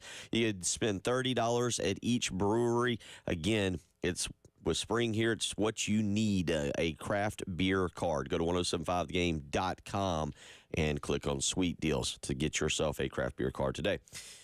Joined, as we are each and every Tuesday, by J.C. Sherbert. And again, a lot of you, I'm kind of throwing it out there because Preston and J.C., especially me, I feel like I'm constantly saying this now as I get older. I'm realizing the changes that I feel, and maybe some of it is because 5-7 and no bowl, and I feel like this is a really, really big year for the Shane Beamer tenure, and that's why I've kind of jokingly but also honestly said I don't want to hear anything during the spring. I just want to see what they look like on August 31st and moving forward. But can't say I'm as fired up for the spring game, so I'll throw in the question out there. Would you be upset if they canceled the spring game? Would this disappoint you, or do you feel that this is something big? Curtis weighs in and says spring game is the last taste of football until August, September. Just something to get you through the summer. Sir, are you not watching the UFL? No, he's not. Oh. And I haven't looked at the ratings, so. The Birmingham Stallions won last week. Shout out to Skip Holtz. Okay. Skip still hanging in there. JC, are you with that as well? Spring game, last taste of football? Yeah, I mean, I like it. It's fine. I mean, if it gets canceled, it's not good. It's not like having a game canceled. I mean, we've had games canceled and postponed around here the last 10 years or so, and that stinks big time because your weekend's kind of shot. But if they canceled the spring game because of weather or something, it wouldn't bother me. I'd rather have it than not. So that's kind of my take on it too. Brad weighs in this morning and says if they're not going to have the spring game, they're just going to have another closed scrimmage anyway, so the injury risk is there regardless. It's a showcase for the fans and a big recruiting day. Also, the year they did the drill format was awesome. Just play the scrimmage. We'll get back into that, but let's get into the recruiting thing and the big recruiting news coming out, I guess, yesterday. JC, I was in a golf tournament yesterday, so I guess this was yesterday. The Gamecock quarterback target, Ryan Montgomery from Findlay, Ohio. A lot of people had thought it could end up being either Florida or South Carolina, but now it looks like it's going to be Georgia. What have you kind of made of this situation with Georgia now basically getting Ryan Montgomery out of Findlay, Ohio?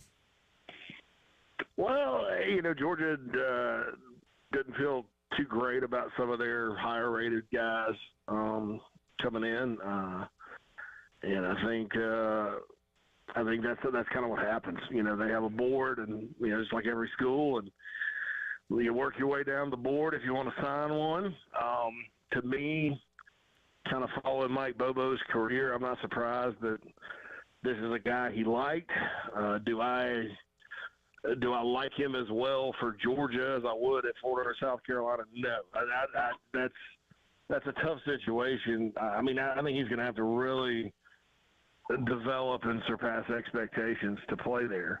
And I say that not being a Gamecock homer, just being like, including Florida in this too. I mean, I just think with the way Georgia has them lining up every year, and Carson Beck can win the Heisman this year. I mean, it seems to be like a Mike Bobo evaluation type of deal for them, and all that. So as far as the Gamecocks are concerned, it stinks because they spent an awful lot of time recruiting this guy, and a lot of resource. Dowell Loggins and Shane Beamer famously went to Findlay and froze.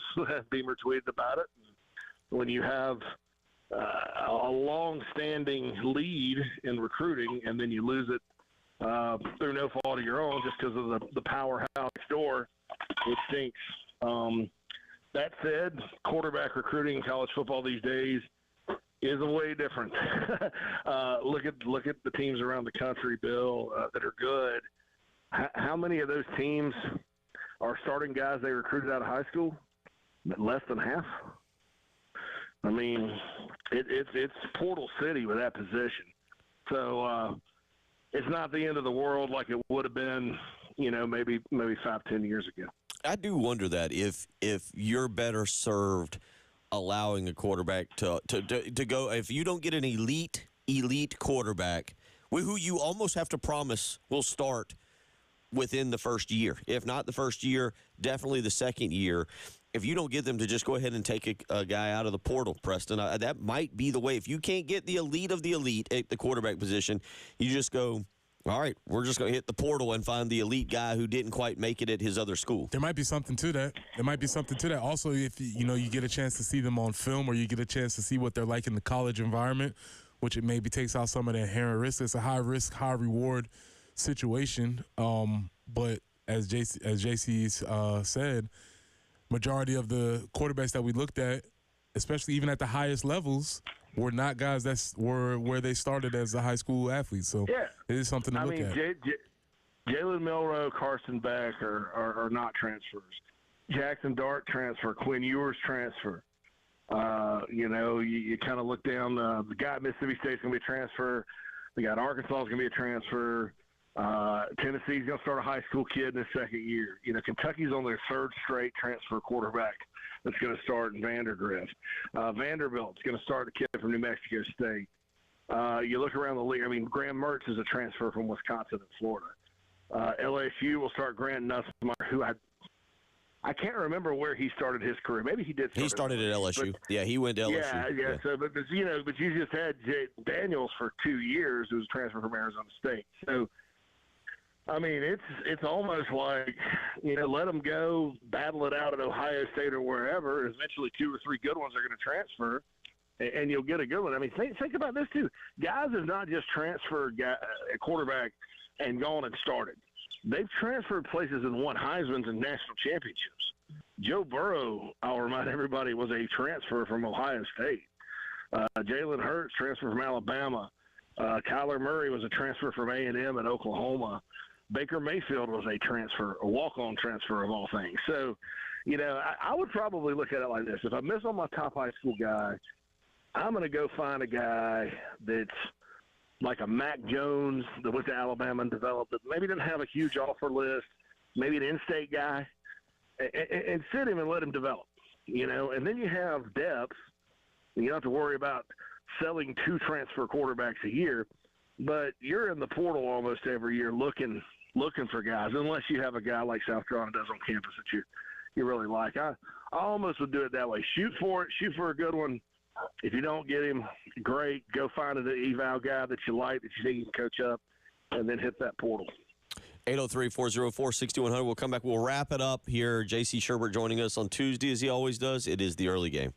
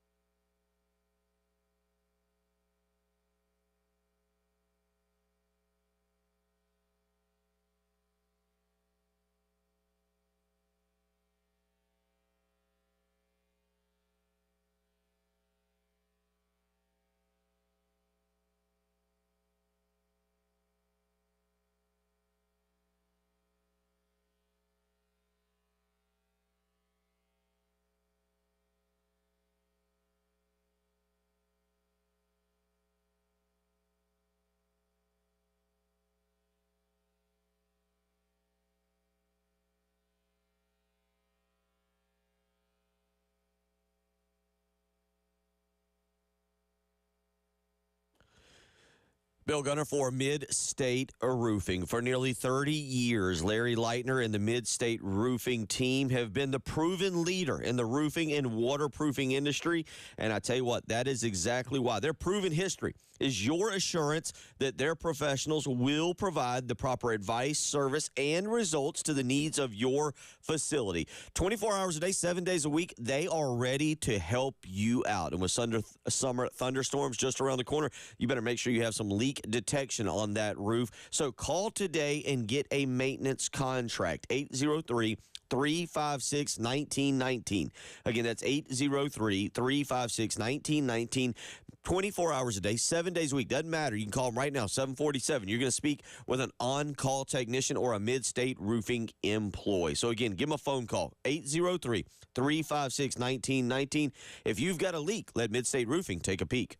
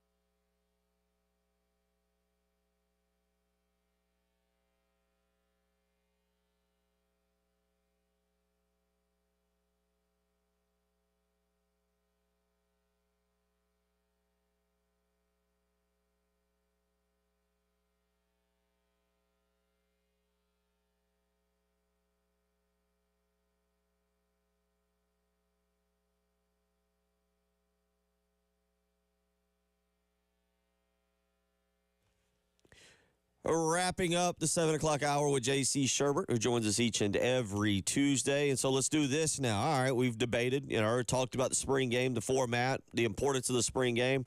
Whatever we've talked about right now, at least this year, is irrelevant. They're going to have a spring game. There will be a game this coming Saturday evening over at Williams-Brice Stadium.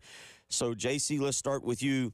What are you looking for? What are things that you will pay close attention to, given what you said about that offensive line? If you divide up the offensive line, I don't. If you don't put out who you think is your top five players, your starters, and let them go, it's hard to get a good read on what the line really does. So, what are you looking for this weekend?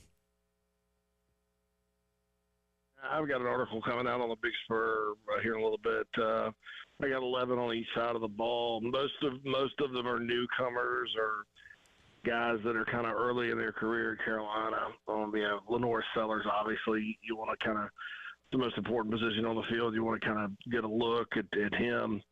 I got 4 offensive line. Casey Henry's a guy that certainly I'm intrigued by now that he's healthy and at the top of the depth chart. Dylan Stewart, 5-star DN. Basically it's like guys I've heard good things about from practice, and he's kind of focusing on those guys and try not to follow the ball. It's hard to do when you're watching an actual game, not to follow the ball. But that's what I try to do, is not follow the ball and kind of just how are they moving around, that kind of thing. There's very little though, because you look at last year's spring game, Elijah Davis was really good, and he didn't play much during the season. So it's really hard to get a gauge. We all know there have been some spring game heroes around here that haven't played a lot. But then there's also been some times where some guys have looked good in the spring game and then carried it over. A couple of years ago, Marshawn Lloyd it didn't carry it a whole lot, but had a lot of kind of wild plays in the spring game, and he had some during the season as well until he shut it down. So that's what I kind of look for. I'm curious to see, just because I don't have any doubts about this, but I know there's some skeptics about Sellers' ability to throw the ball, which I don't understand. But I hope he has a nice day passing.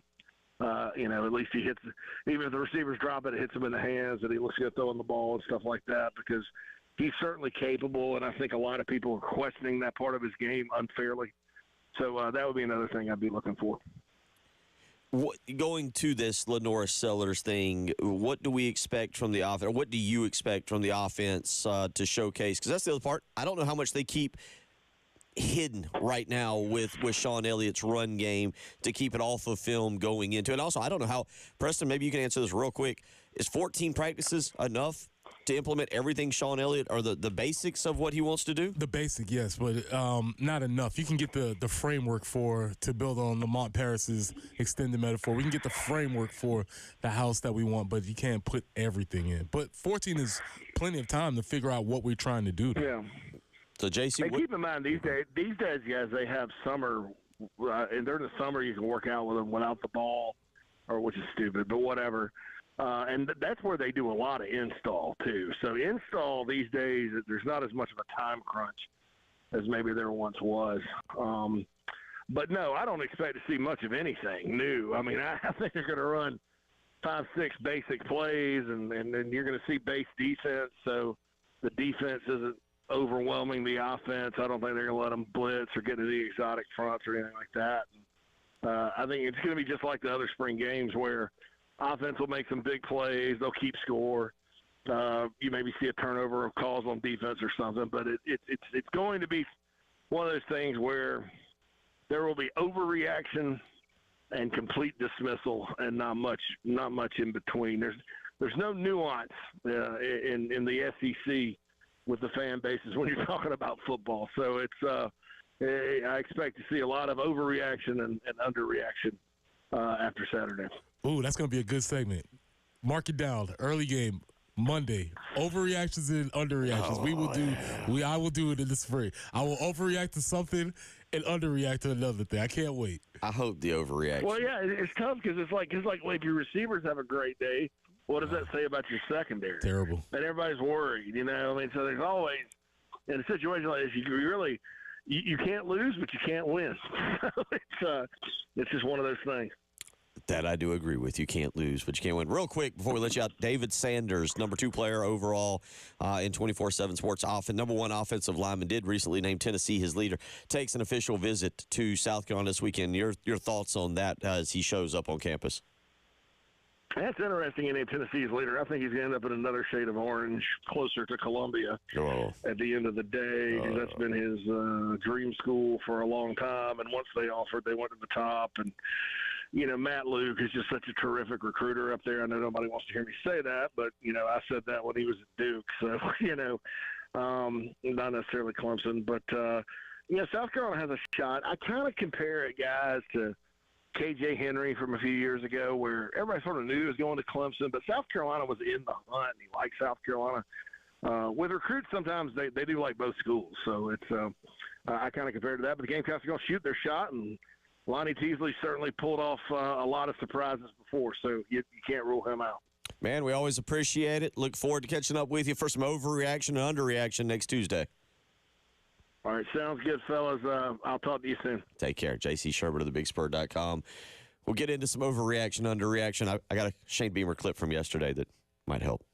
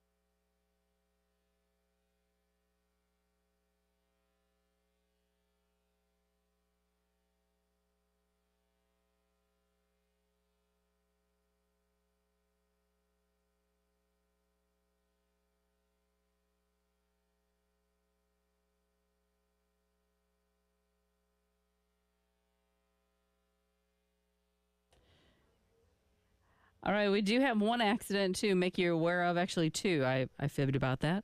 Summit Ridge Drive at Bombing Range Road, an accident there. Also, Highway 302 at South Lake Drive in Lexington, in the Lexington area.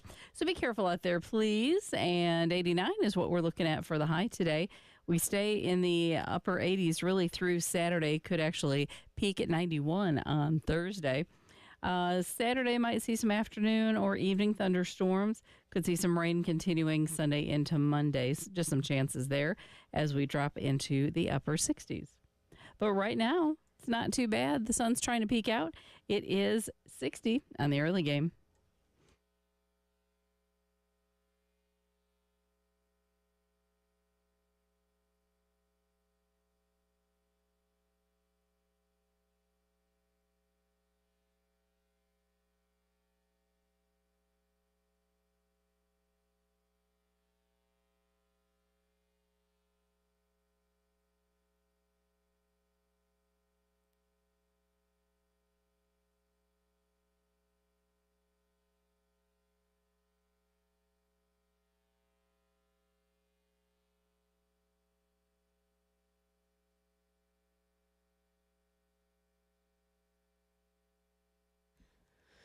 Big thank you, as always, to J.C. Sherbert for joining us there in the previous hour. A lot of good information. The downside, the recruiting for South Carolina, that quarterback recruiting, it looks like Ryan Montgomery, a quarterback that South Carolina had put a lot of time into trying to recruit. Preston Thorne will go to Georgia. We'll pick Georgia tomorrow when he makes his commitment. We'll holler at you in a year or two. I'm with you on that. Like, okay. Cool. All right, hit the portal. We both brought it up there in the previous hour, and I think as we talked through it, I'm kind of with JC. It's almost like, you shoot your shot on the elite quarterback, whoever you think the elite quarterback may be. If you don't get them, maybe you just go out and you take a developmental guy that you hope will stick around 3 years, that's just happy to be here, that wants to compete, that'll stick around. And no offense to him, I don't know if he's still on campus to hear this, because I don't know where he ended up, but Colton Gauthier, that, stick around, that enjoys the university, that if you get into a bad situation, he could play in the game for you. But other than that, if you miss on your guy, just go to the transfer portal and see what's in there. And it also depends, because quarterbacks come in now, there's no more, I'll wait it out 2 years. I'll give you 2 years to let the guy in front of me play. It's, I'm coming in and I'll give you 1 year if you don't play me. And then I expect to start kind of now. Arch Manning is going to be really interesting because he waited his 1 year as a red shirt. And that's why you ended up seeing the other young man whose name now just completely, I'm blanking on, the transferred to Duke. The other young man transferred out. And Arch Manning's still there, and I guess he's going to wait 1 more year for Quinn Ewers and then step in. Even when you go through the draft picks, right? You go through the draft picks, Michael Penix, Caleb Williams, even at the highest levels, as JC was alluding to last break, this is a part of the transfer market. It's part of the quarterback market as quarterbacking has become more specialized, more attention is paid upon them even at the high school ranks. These are conversations that are had up and down. I mean, we could get Chris Deering off the record to probably have some conversations about high school transfer portals. And so, this is a thing, especially at the quarterback position. Malik Murphy is who I was trying to think of. In South Carolina, at least kind of kicked the tires on Malik Murphy to see what interest might be. But Murphy basically was like, no, I'm going somewhere to start, bro. Like, I'm here to start. And I'm just thinking of that transcript, and he's like, I'll go to Duke. yeah, check it out.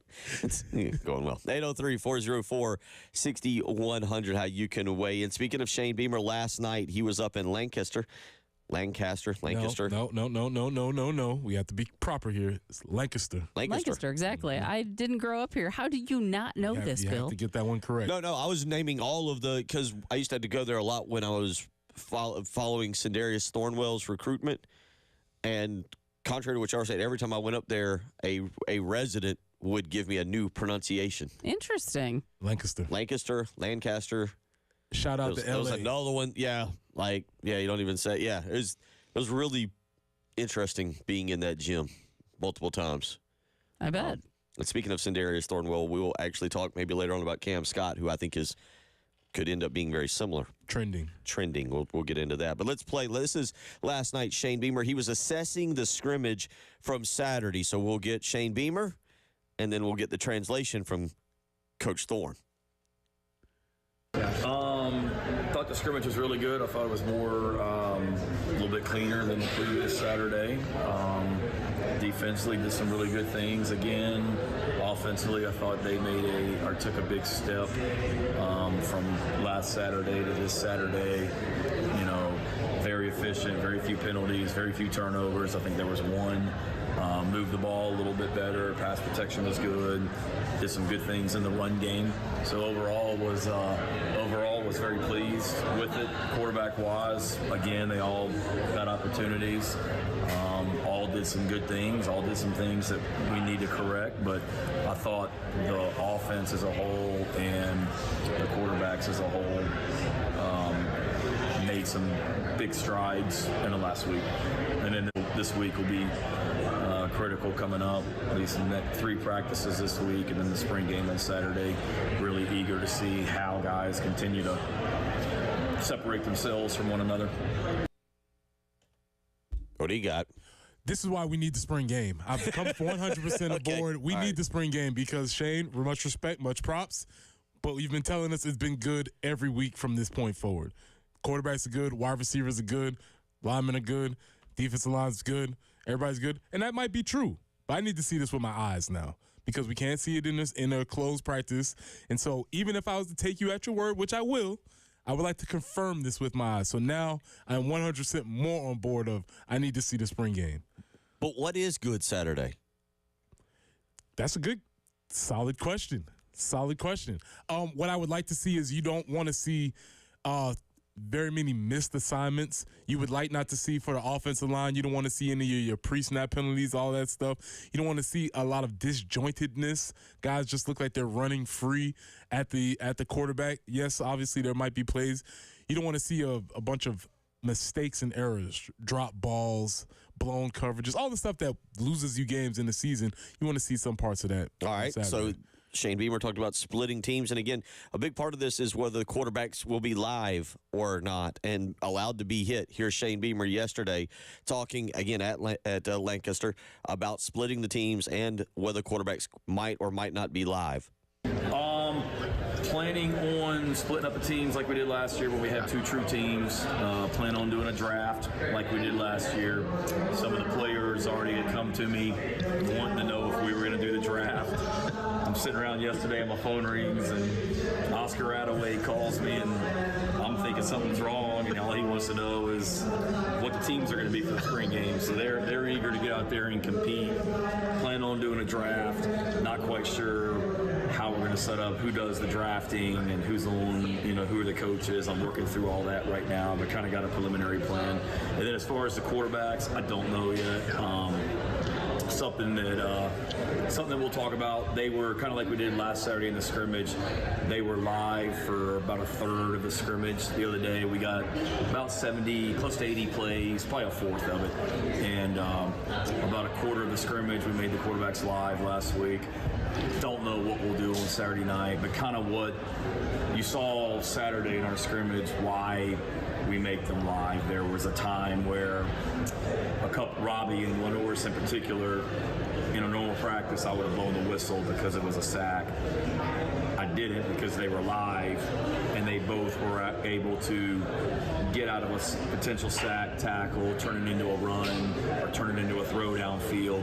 So I like that aspect of it, but also want to be smart and practice 15 also. So we'll talk about it, so not totally sure yet. Hey, Oscar, relax. You just got here, sir.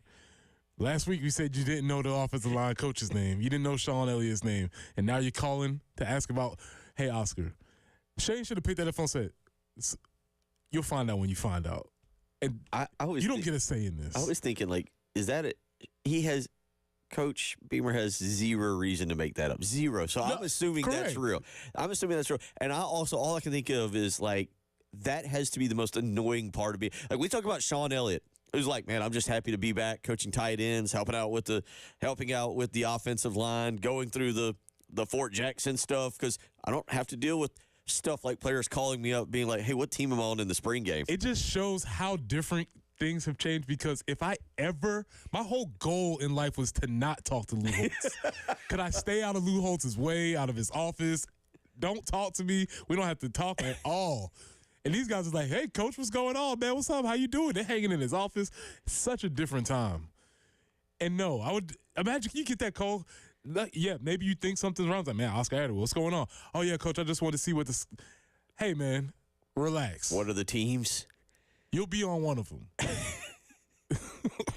It feels like for a head football coach, that is the biggest pain, one of the biggest pain in the rears. You're dealing with maybe somebody's NIL deal that's not working out. Maybe you're dealing with someone who's having some family issues. You're trying to help them out. And then you got one of your players just checking in to see what team. Am I on the Garnet team or on the black team, coach? You got the whole roster set? Hey, listen, you have my phone number. Do not call me unless there's an issue. Do not call me for something this stupid. Please. We have to use discretion. Who calls the head coach? It does feel like Shane Beamer gets more irrelevant phone calls from his players. It's his fault. He has to set a standard. He's got to start hanging up on him. Hello? No. Click. I'm trying to think if I ever saw Steve Spurrier with a cell phone now that I think about it. You think Spurrier's going to entertain a call? I was going to say, like, get out of here. I'm trying to think about what coach would have been the most disgruntled to have to handle a phone call like that. 803-404-6100. How you can weigh in. Kids these days. We'll get into that. And a text always. And see, that shows my point. Players enjoy the spring game. Apparently too much. 803-404-6100. You're listening to the early game.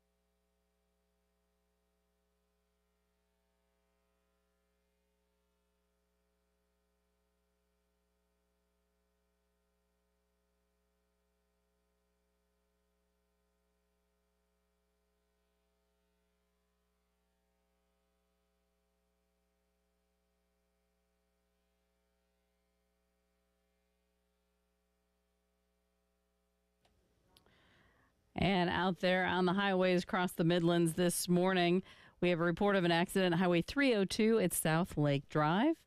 Also, Two Notch Road near South Lake Drive. And Highway 378 near I-77. Also, Summit Ridge Drive at Bombing Range Road. I-77 northbound at Exit 2. Great forecast on tap, kind of giving us a taste of summer in the mid to upper 80s through Saturday. Might even top out at 91 on Thursday. Might see some showers coming in on Saturday as well. And then maybe a little bit of rain throughout the weekend off and on. But then we'll drop to the upper 60s. Right now, though, it's 60 on the early game.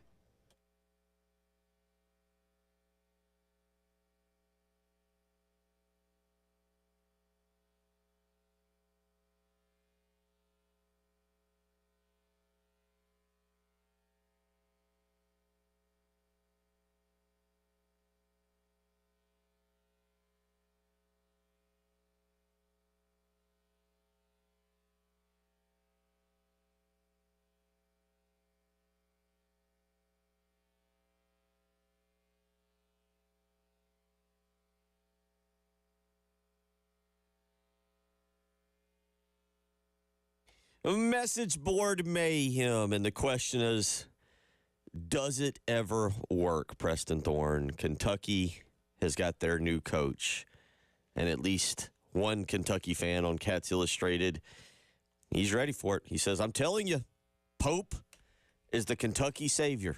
He says, you can feel it. This is King Beast, an All-American poster on Cats Illustrated. You can feel it. A new day is underway for UK basketball. Passion is back. Love affair between coach, team, and fans is back. Name on the back, not as important as name on the front. Ooh, we pulled out an old school one. A coach who loves the team more than self.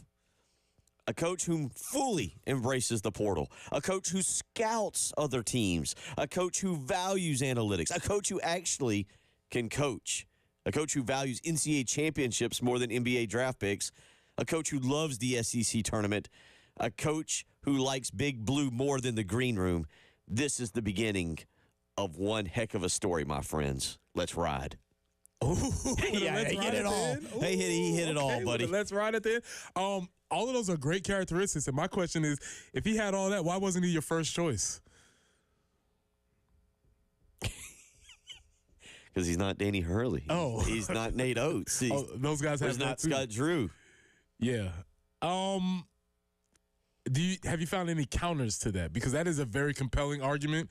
I saw a lot of people were in Rupp Arena to welcome him and his teammates into the building, and everybody was very, very excited. I will say that the opposite of having a very passionate love affair is the other side of that coin.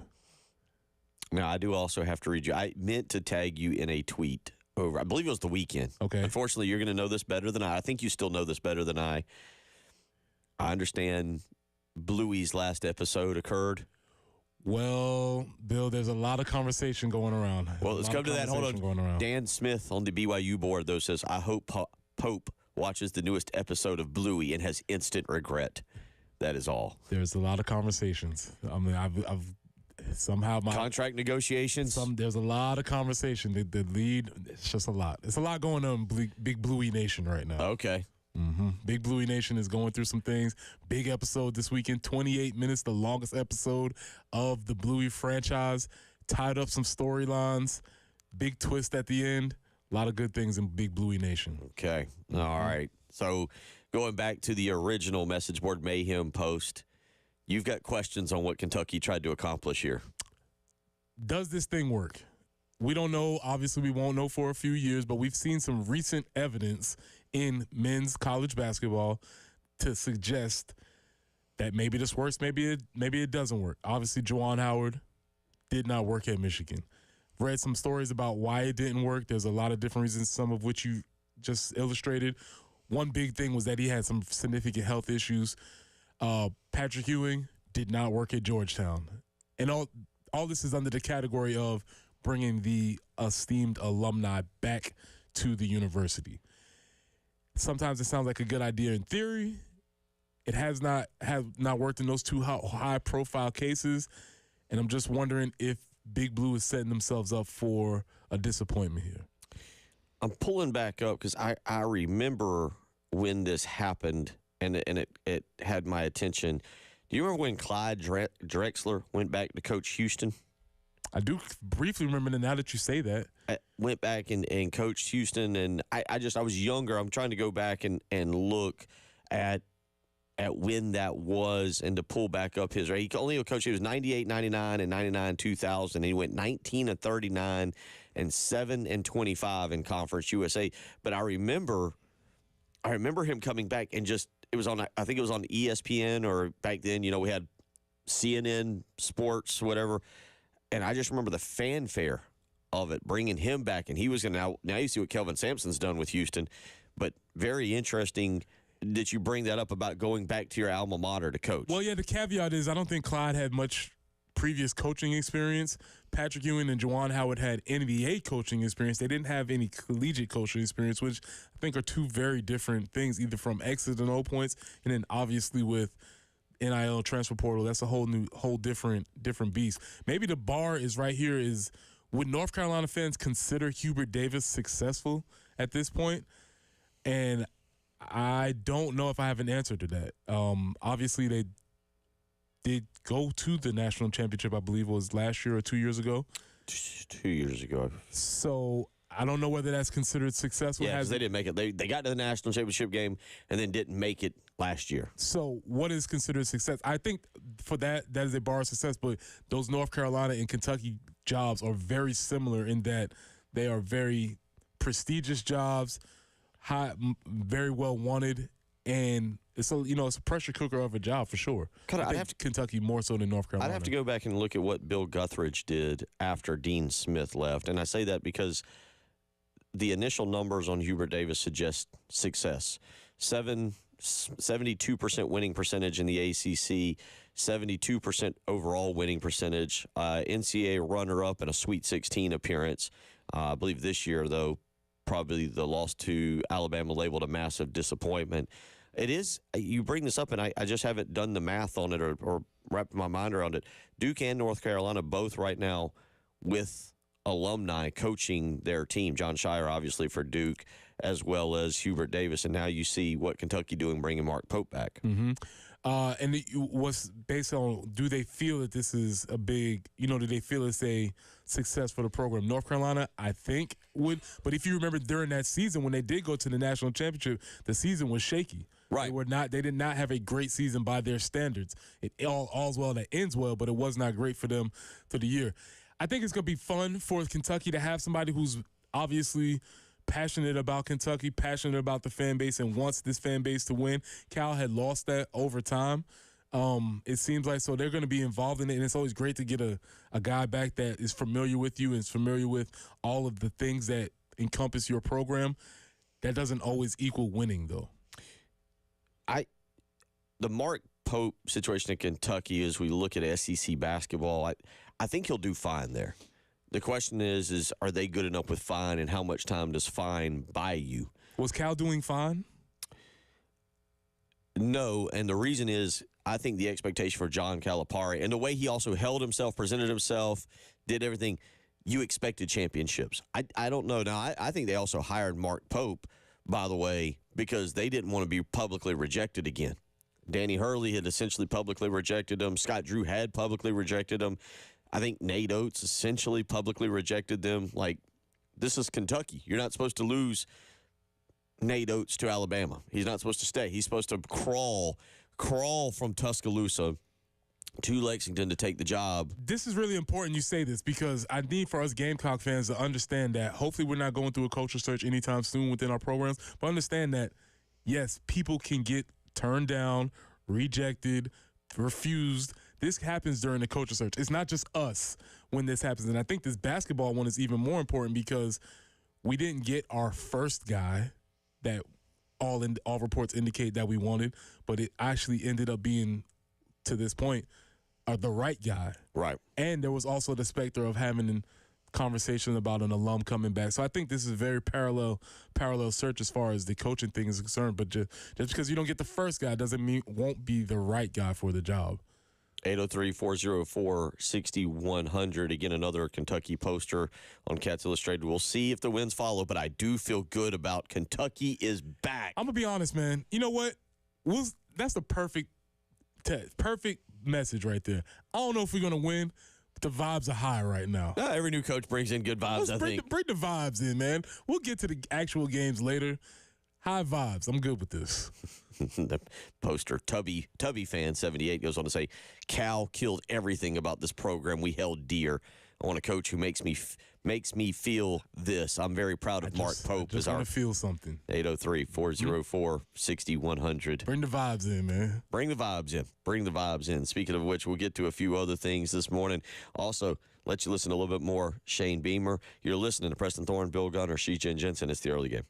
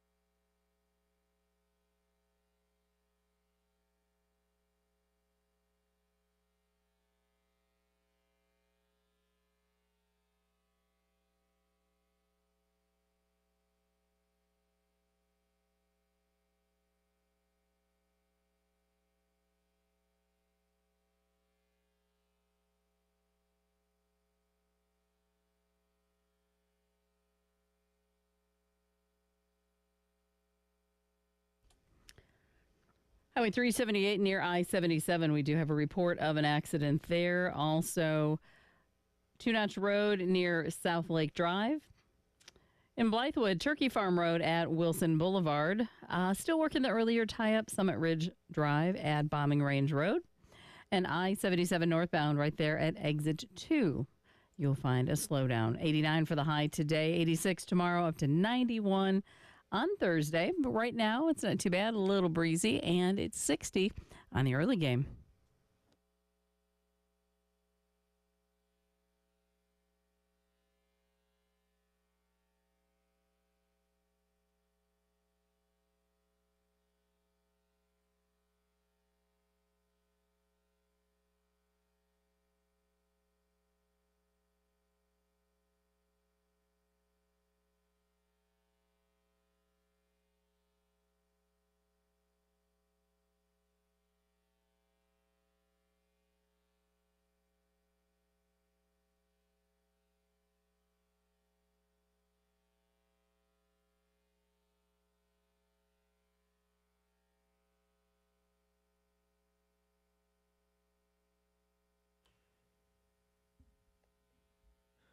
Reminder, tonight, South Carolina baseball takes on the Citadel, 6:45 pregame right here at 107.5 The Game here in Columbia, 100.3 The Game in Myrtle Beach. First pitch, 7 o'clock, but 6:45 pregame. And reminder, tomorrow night, 6 p.m., Carolina Calls with Coach Mark Kingston. I'll tell you what, let's let Coach Kingston just a second tell you this is him after the game on Sunday, talking about the importance of getting a road series victory. Here's Coach Kingston post-game on the importance of getting that road victory over Florida.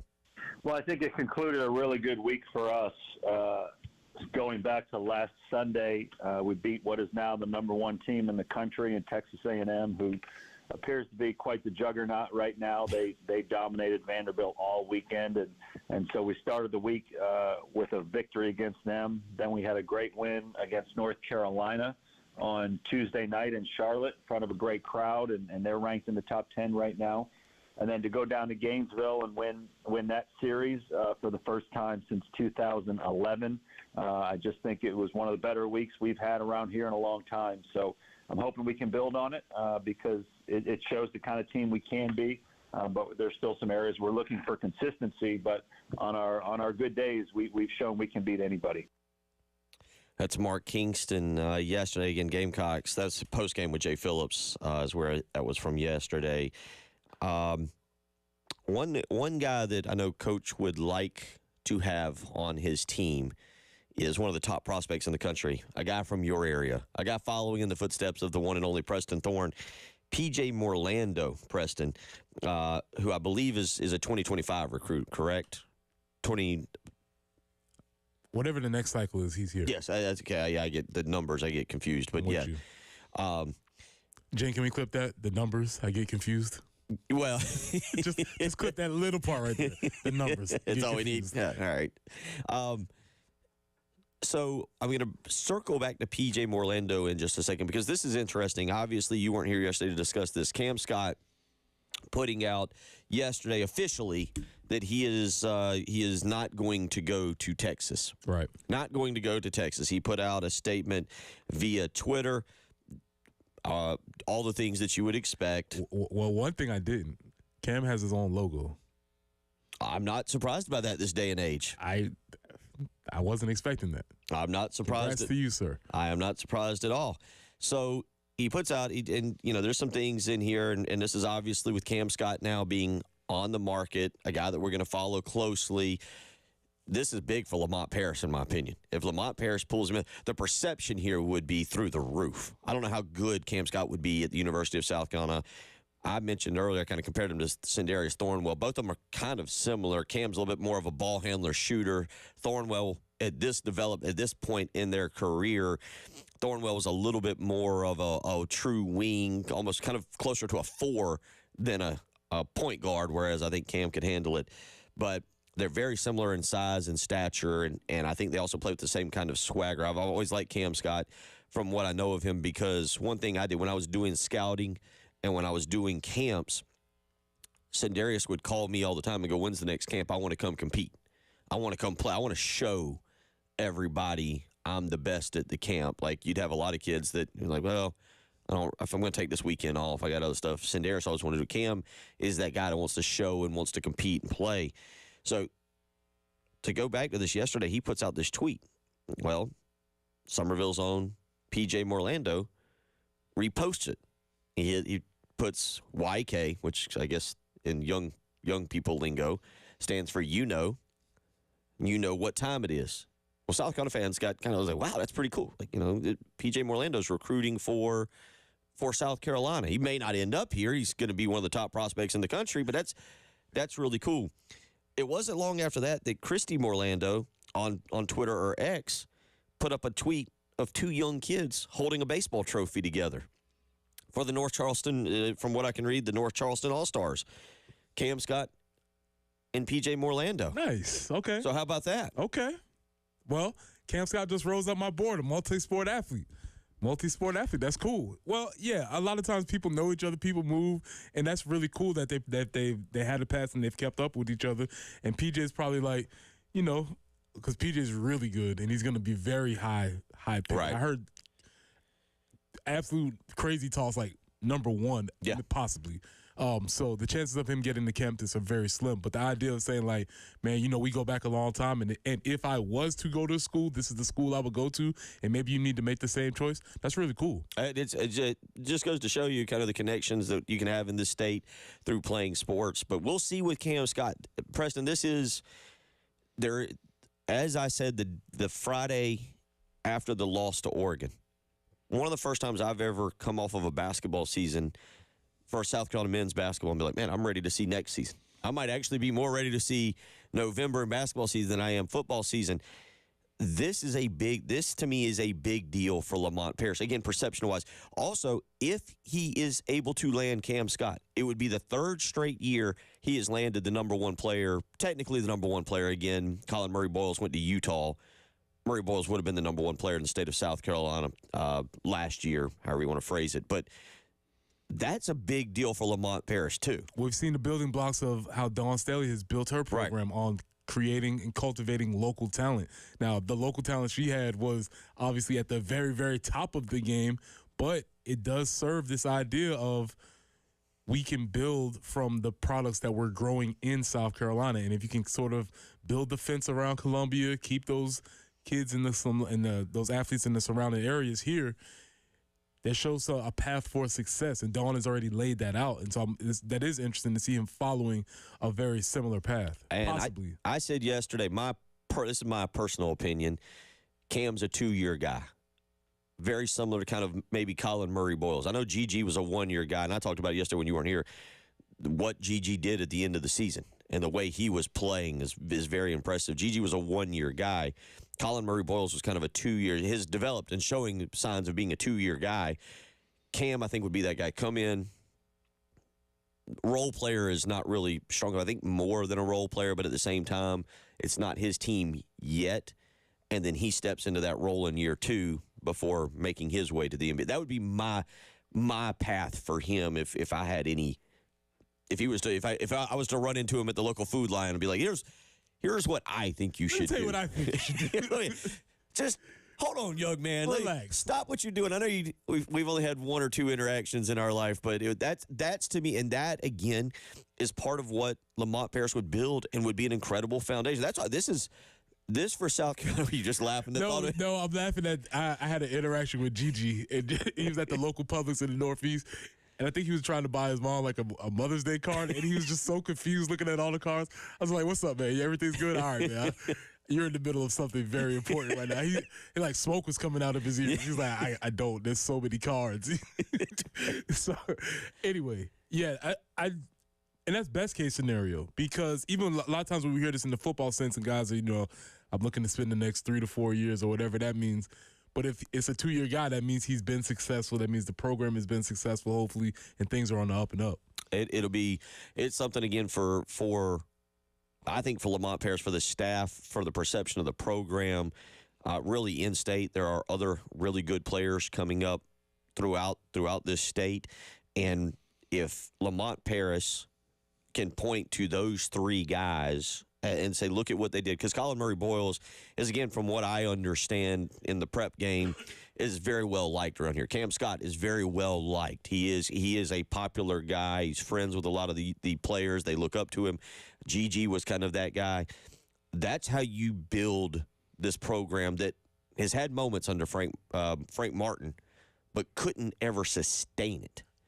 And this goes back to that, even though there was some ups and downs, some rocky times during Gigi Jackson's year he was here, you saw him publicly give credit and props to Lamont Paris, come back, visit the team. He still has a relationship with the team. I'm sure Kerry Rich has a lot to do with that, and Lamont. That still builds over time, because if there's going to be some conversations, I'm sure if Cam is in this conversation, I'm sure Gigi, he's calling him and like, hey, man, what's it like to play for this dude? And again, through all the ups and downs, they ended up on a positive note. There is probably no value you could place on that. Well, and the other part of that is Lamont Paris, Gigi right now can say, look, I can't say everything was perfect. I mean, maybe I'm just he might say, look, everything wasn't perfect, but look how I just performed this year. Look at what I just did, especially Coach Paris and that team, that staff developed me for the NBA, and that goes a long way as well. This is something that we will certainly monitor again with school wrapping up, with the transfer portal things going on. I do expect the Cam Scott situation to move very quickly. From what I've understood, at least, I tried not to talk to anybody to betray anybody's trust out there in Lexington, and I don't want to be accused of like, oh, word got out. But what I have heard is this should move quickly. He has the information. Nothing has changed. Chris Beard's still at Mississippi. Lamont Paris is still here. Bruce Pearl is still at Auburn. Nate Oates is at Alabama. Like, all those relationships he built in the initial recruitment. They hadn't built anything new at Alabama. They hadn't built anything. He knows all the information. I expect to see something kind of quick. We'll come back. We will wrap it up here, the Tuesday morning edition of the Early Game. Preston Thorne, Bill Gunner. She's Jen Jensen.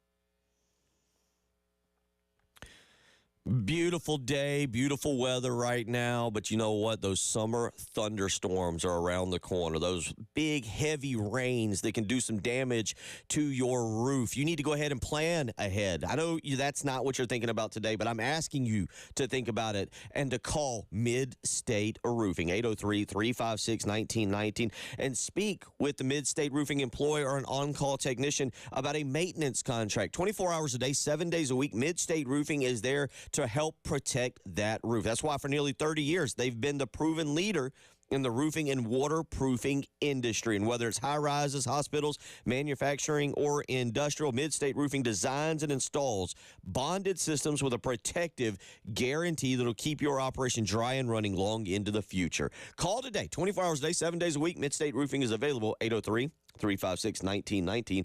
If you've got a leak, let Midstate Roofing take a peek.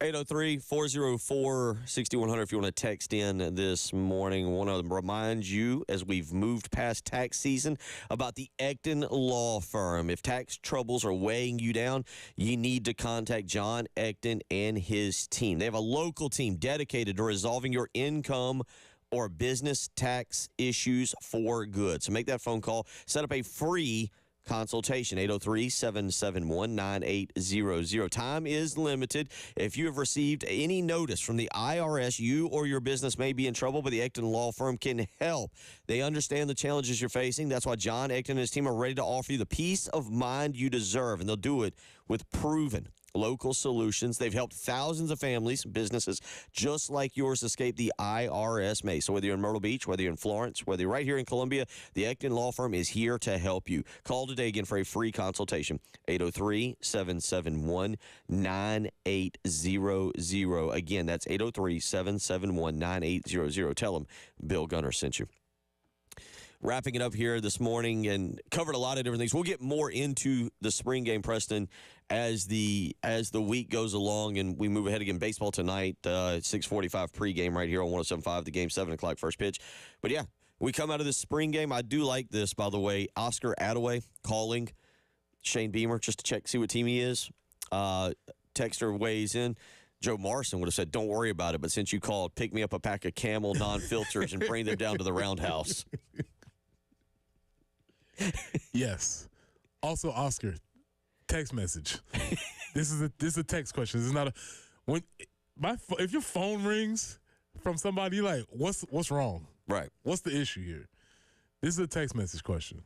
So now I'm curious. Are you going to be a fan of that? You like this? You said when you played, the ones versus the twos did not. Yeah, it was not. It wasn't fun. I'm sure it wasn't maybe it was entertaining because you got to see the ones run up and down the field and score a bunch of points. Maybe, but it wasn't very productive though. And which one was that? Was that the? I feel like that was my very first, maybe like the spring of 2000. I'm like, Bill, numbers confuse me. Yeah.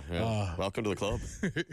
So it was like my first spring game, and me personally, I hadn't made the jump where I was ready to compete with the ones yet. So I was very solidly in the twos, and we basically got mashed up and down the field. It wasn't fun. So you like the idea, if we're going to learn something, if we're going to watch this, you like the concept of let's do the draft and see what happens. Maybe if there's a way where we can keep offensive lines intact, so that we're not piecemealing offensive lines and maybe draft skill positions around them. I'm with you on that. Along those lines. That might be more representative of what the team actually is. Would you be okay going to what you said if you just said, all right, for continuity's sake, and I don't know if it's the same for the defensive line, to say we're going to go with our first team offensive line and our first team defensive line, and then we're going to draft as you just said, draft the skill positions around it, and then you have your second team defensive line and your second team offensive line. There's some sort of way around that I think would be the optimal experience for everybody, because when you start, as all of our offensive linemen have come in, John Austin, John Strickland, everybody's talked about the chemistry you need. So if you just drafting random pieces, that might be tough. But you can even do, maybe one offensive line versus two defensive line or something like that, and then draft the rest of the pieces around just for continuity's sake. I'll say it again, and I'm not trying to be that guy, but yeah, I don't want to hear. I would prefer them come out of the spring with their offensive line pretty much intact. I don't like the idea of going into the fall and us hearing a weekend, well, the defensive line's ahead of the offensive line. These guys need to. This is a big year for the offensive line, and I think you have some talent at running back that should be able to take advantage of if you get a competent offensive line. Maybe that's what Oscar was really asking. He's terrified of who's the offensive line. Maybe should have really just cut to his real question. Hey, Coach, who's going to be my O-line this week? He's seen some stuff already. Maybe he's just it turns out Oscar Attaway doesn't think everything's good. He's seen some stuff. That might have been his real question. He's just point. What's the teams, Coach? Just check it.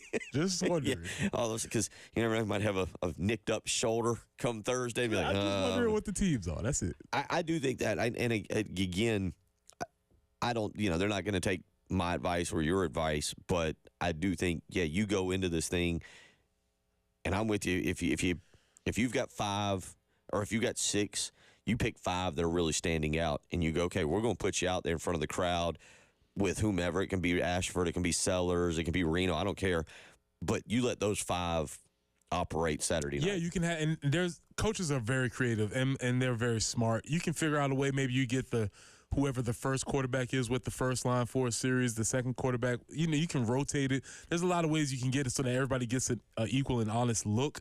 But I think some semblance of that is more beneficial for everybody, because it's just really difficult when you start, if you're just drafting random players to play random positions on those lines. Yeah, and it's hard for me to believe, based on what we've seen, that they have that kind of depth where 10 guys, right?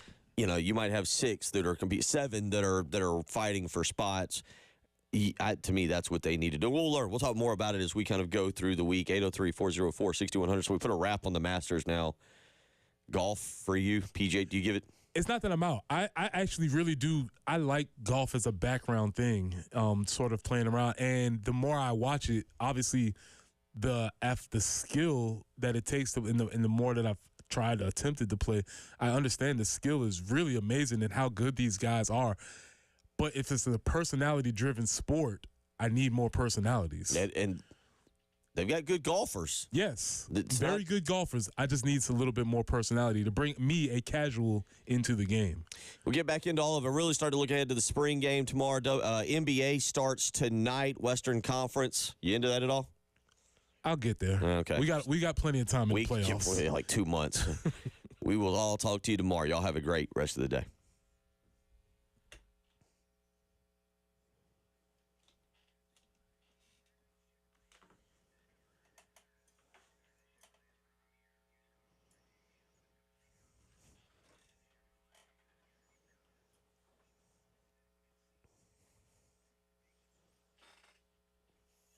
Bill Gunner for the Mortgage Guru, Jacob Crowder with First Palmetto Bank.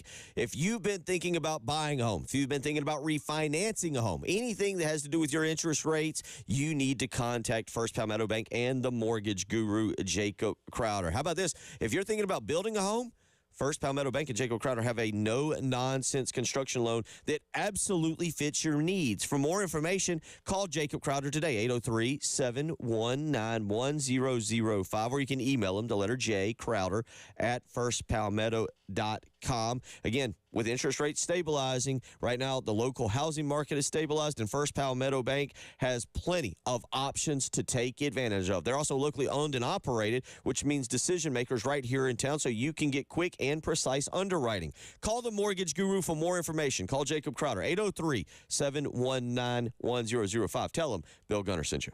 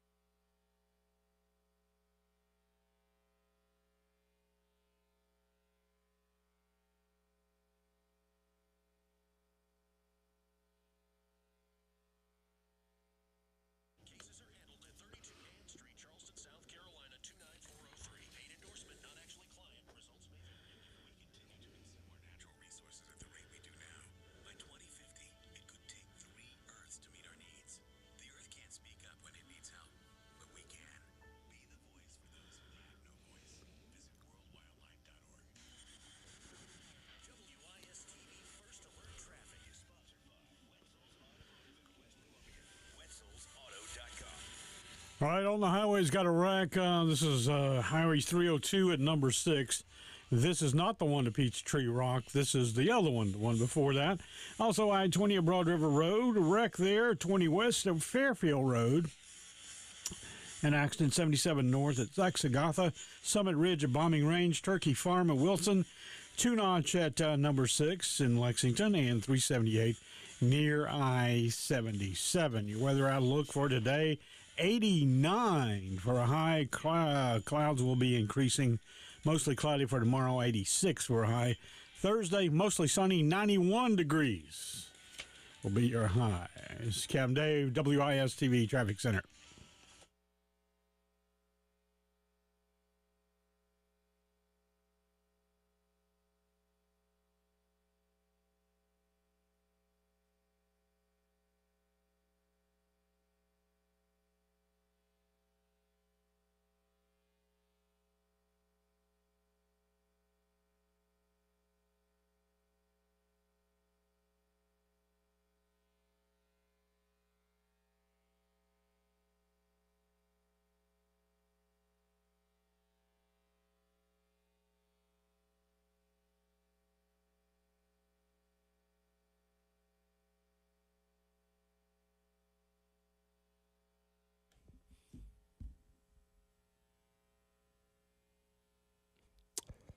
Nine o'clock on your Tuesday morning. Welcome in. It is the Extra Point here on the game. Tyler Head along with you. Hopefully you're having a fantastic morning. As Dave just mentioned, there's going to be another beautiful, beautiful day here around Columbia.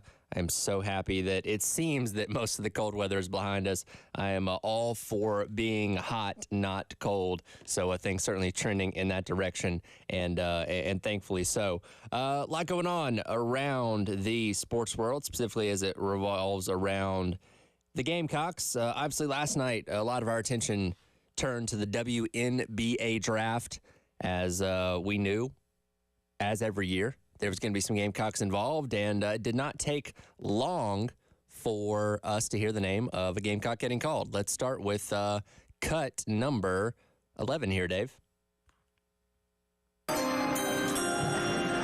With the third pick in the 2024 WNBA draft, the Chicago Sky select Camila Cardosa, University of South Carolina.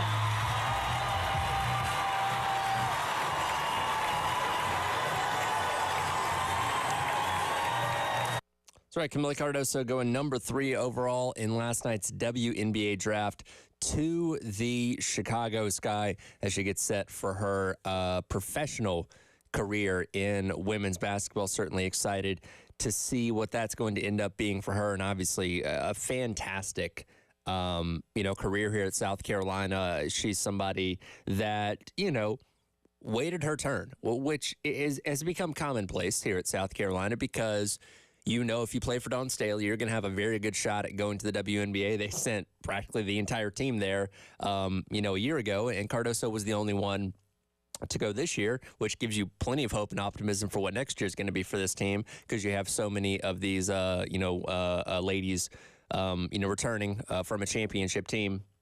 But Camila Cardoso obviously started her career off at Syracuse, decides to transfer over to South Carolina, plays her role coming off the bench for 2 seasons, wins the championship 2 years ago, was a big part of what was almost an undefeated season last year, and then finally gets to slide in that starting role after the fresh season moved on and was obviously a big reason why South Carolina was so successful. Obviously, her size is something that not every team can boast, and South Carolina used that to their advantage. And, she was just so dominant down in the post for South Carolina. And it's going to be remembered as a great player